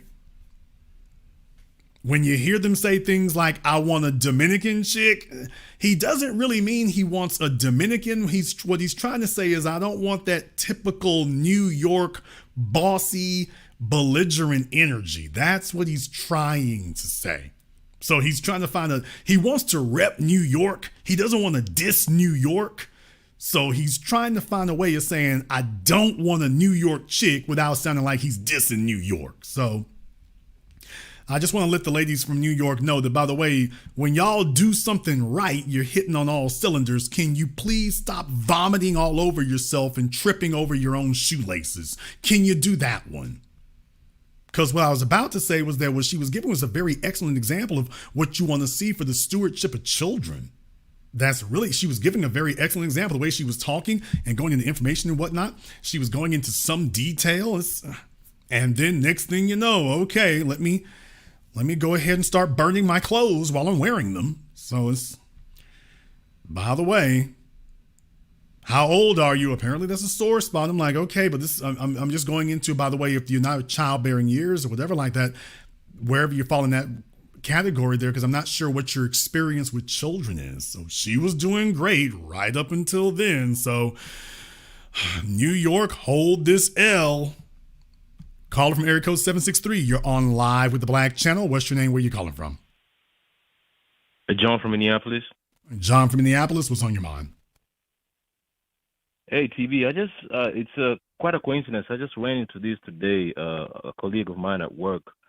Apparently, that you can go into dodemergingtech.com. I'll just spell that out because I know I have an accent. DODEMERGINGTECH.com. And if you go, one of the tabs over there is the DoD programs. The first thing on the DoD programs is cyber scholarship programs. It's a recruiting tool that sponsors students who currently are not DoD or government employees who are enrolled in this university designated as a National Center for Academic Excellence in Cybersecurity. Now, following graduation, students are eligible for full-time employment with various components and agencies across the DoD. Students are required to work for the DoD a minimum of 1 year for each year of scholarship support they receive. So that caught my eye because mostly DoD jobs, they require citizenships, they require security clearance. So that way, if you get into a program like this one, FBAs have a leg up on these darker students, these Hispanics coming across, these Asians coming from India. You have a leg up on them, and at least you'll get experience because you'll be working at the DoD. Another thing you make a very good point in that regard. That's a very good point. Another program that's starting this fall here in Minnesota. It's called the North Star Promise Scholarship. So you can Google it. If you're in Minnesota, hop on it. They'll pay for your CDL. They'll pay for your 2-year degree, 4-year degree. Hop on it. And that's all I wanted to say. Well, okay. Well, thank you for that, brother. Let me find out here. Where are your people from? People from Kenya. Okay. And do you live in the United States or are you just visiting? I live in the United States. Okay. Well, that's the kind of thing, like I say, that's the kind of thing that we want to have in there in that regard. Is, just people cooperating with each other. It doesn't matter where you're from in that regard. If you own code about it, that's the kind of thing we want to hear of. Folks who are on code about it and on the same page for that. Because when we get ahead, everybody gets ahead. So thank you very much for calling in, brother. I appreciate it. That's called being on code. Let me get caller from area code 803. You're on live with the Black Channel. What's your name? Where you calling from? My name is Kelly, and I'm calling from South Carolina. Okay, Kelly, from where at in South Carolina? Sorry, Columbia. All right, Kelly from Columbia, South Carolina. What's on your mind? I don't have anything necessarily on my mind, more of a question in regards to a PDF that you had, I think, 2 years ago, talking about what reparations, as far as what not. Okay, give us the Reader's Digest version, brother. You're talking about the PDF for reparations across the board that was on the blackchannel.com the blackchannelfilms.com website. Yes. Oh, so it's on the blackchannel.net? No, the blackchannelfilms.com. I don't know if it's actually still there or not. So you all can go check that out and see. But I put it up on our film website, blackchannelfilms.com. So that was there. But what was your question about it? I just needed it because I think it's going to be very pertinent information for politics. Okay. Well, definitely, like I say, I'm not sure if it's still there or not. I'm not sure if it's still there or not. Let me go check a look and see here. Films, and I can see whether or not that's there or not. But definitely, if it is, I'll check a look and see here. I got a lot going on. But if it is there and stuff, that because it's been a while since I saw that. I don't know why okay, now I got mine sitting over here messing up because I know my website works. Okay, no, the PDF for that is not there, so that is not there. If you want to, you can just email me for it. If you want me to, you can just email me for it there, because if I didn't have it up on there, I probably got it somewhere else. I need to make that where it just stays permanently available in that regard. But if I didn't have it there, I can make that available for you. That's not an issue. Yes, sir. I appreciate that. All right. Thank you very much for giving us a call tonight. Let me get caller from area code 817. You're on live with the Black Channel. What's your name? Where you calling from? What's going on, JB? This is My Black Universe from Fort Worth. All right. My Black Universe. What's on your mind? Yes, sir. So I want to chime in about the whole teaching our children things we did, things to get ahead. And one of the things I've actually just done was I got my children a 3D printer, and we just built them a computer. Not only just built them one, but one they can continue to upgrade for like the next few years. With the newest of tech, it can handle more power, it can handle more graphics cards and stuff like that. Because I thought about when I was growing up, the kids, the other kids, they already knew what computers were. I grew up, I'm an 80s baby, so I remember AOL. And so I was like, I don't want them to be 30, 40 years old figuring life out. Let me introduce them to this stuff now so they can do something, learn it, and kind of get familiarized with it. So when they get older, they know which direction they want to go, or they're kind of familiar with it, and they can kind of move in that vein and be ahead instead of looking, being behind trying to catch up. Yeah, the world is moving too quickly right now. There's too many advances being made. It's moving way too fast for folks to wait until let your kids be kids. Hey, listen, dumbass. The things are moving too quickly out here. It is moving too damn. You can't sit up here and wait till your kids are 13, 14 years old before you have the other talk with them. The talk about capitalism and the talk about advancement. You can't wait until then. You got kids, you need to be, if they can pick up a basketball, if they can work a mouse on a computer, they need to be learning about how to make one, how to program one. They need to know more than just how to consume a computer product.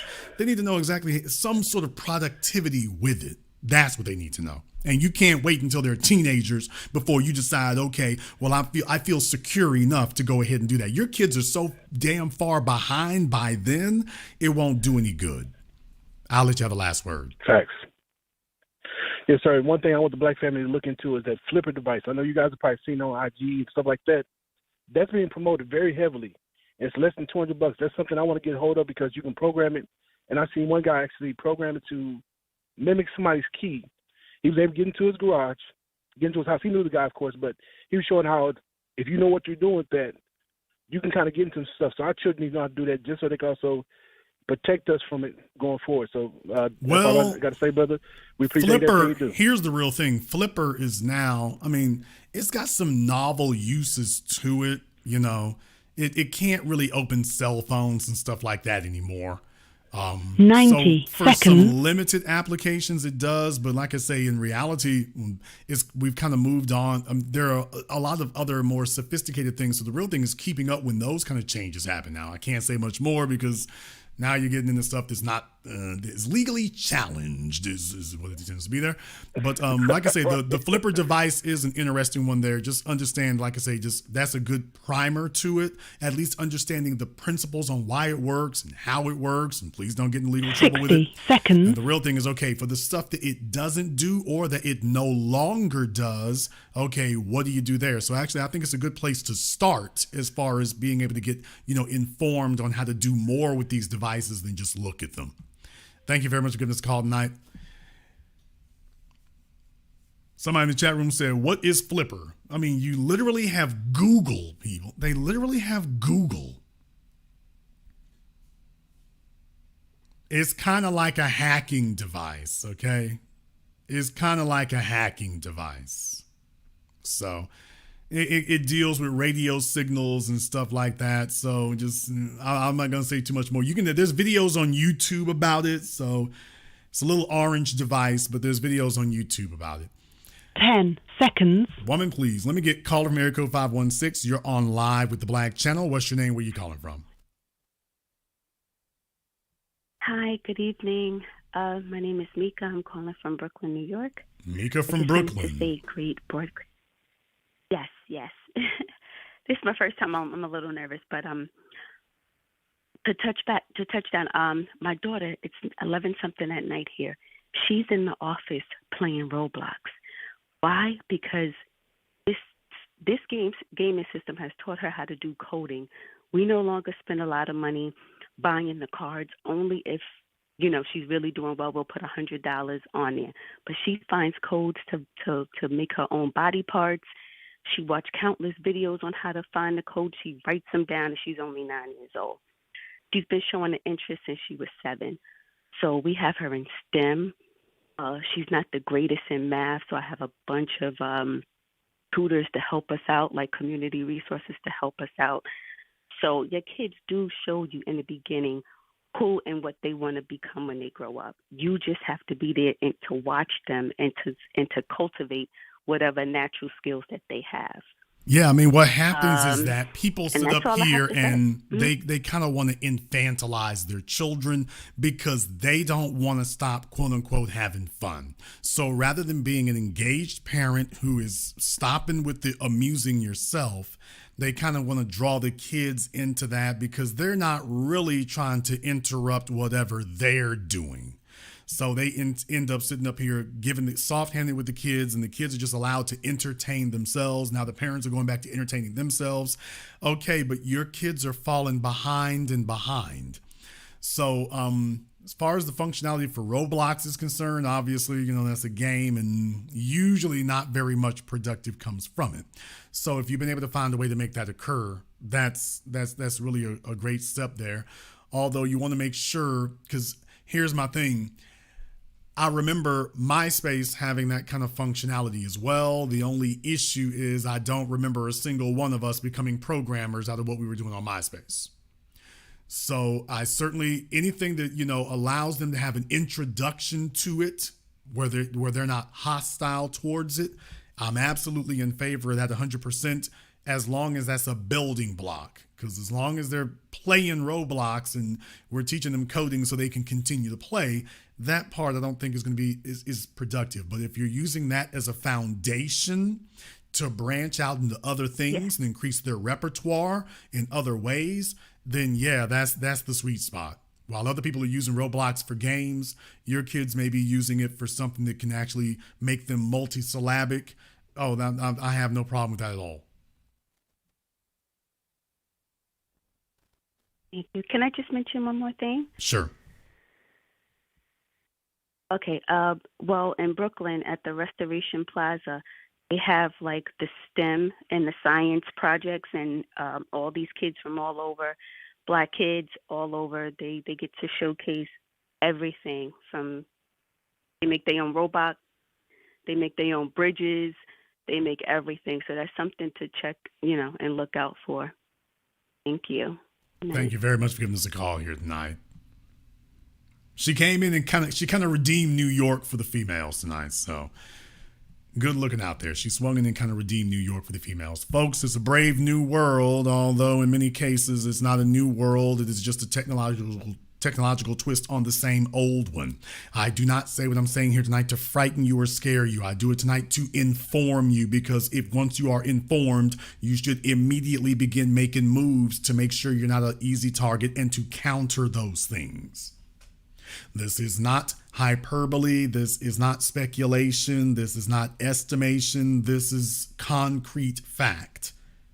This is not future projection. This isn't something that we speculate or, assume or wonder might happen. No, we're already here. We're already here.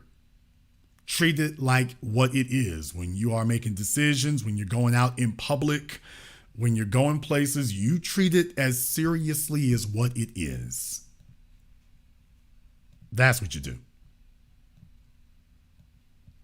We're going to go ahead and wrap things up here tonight.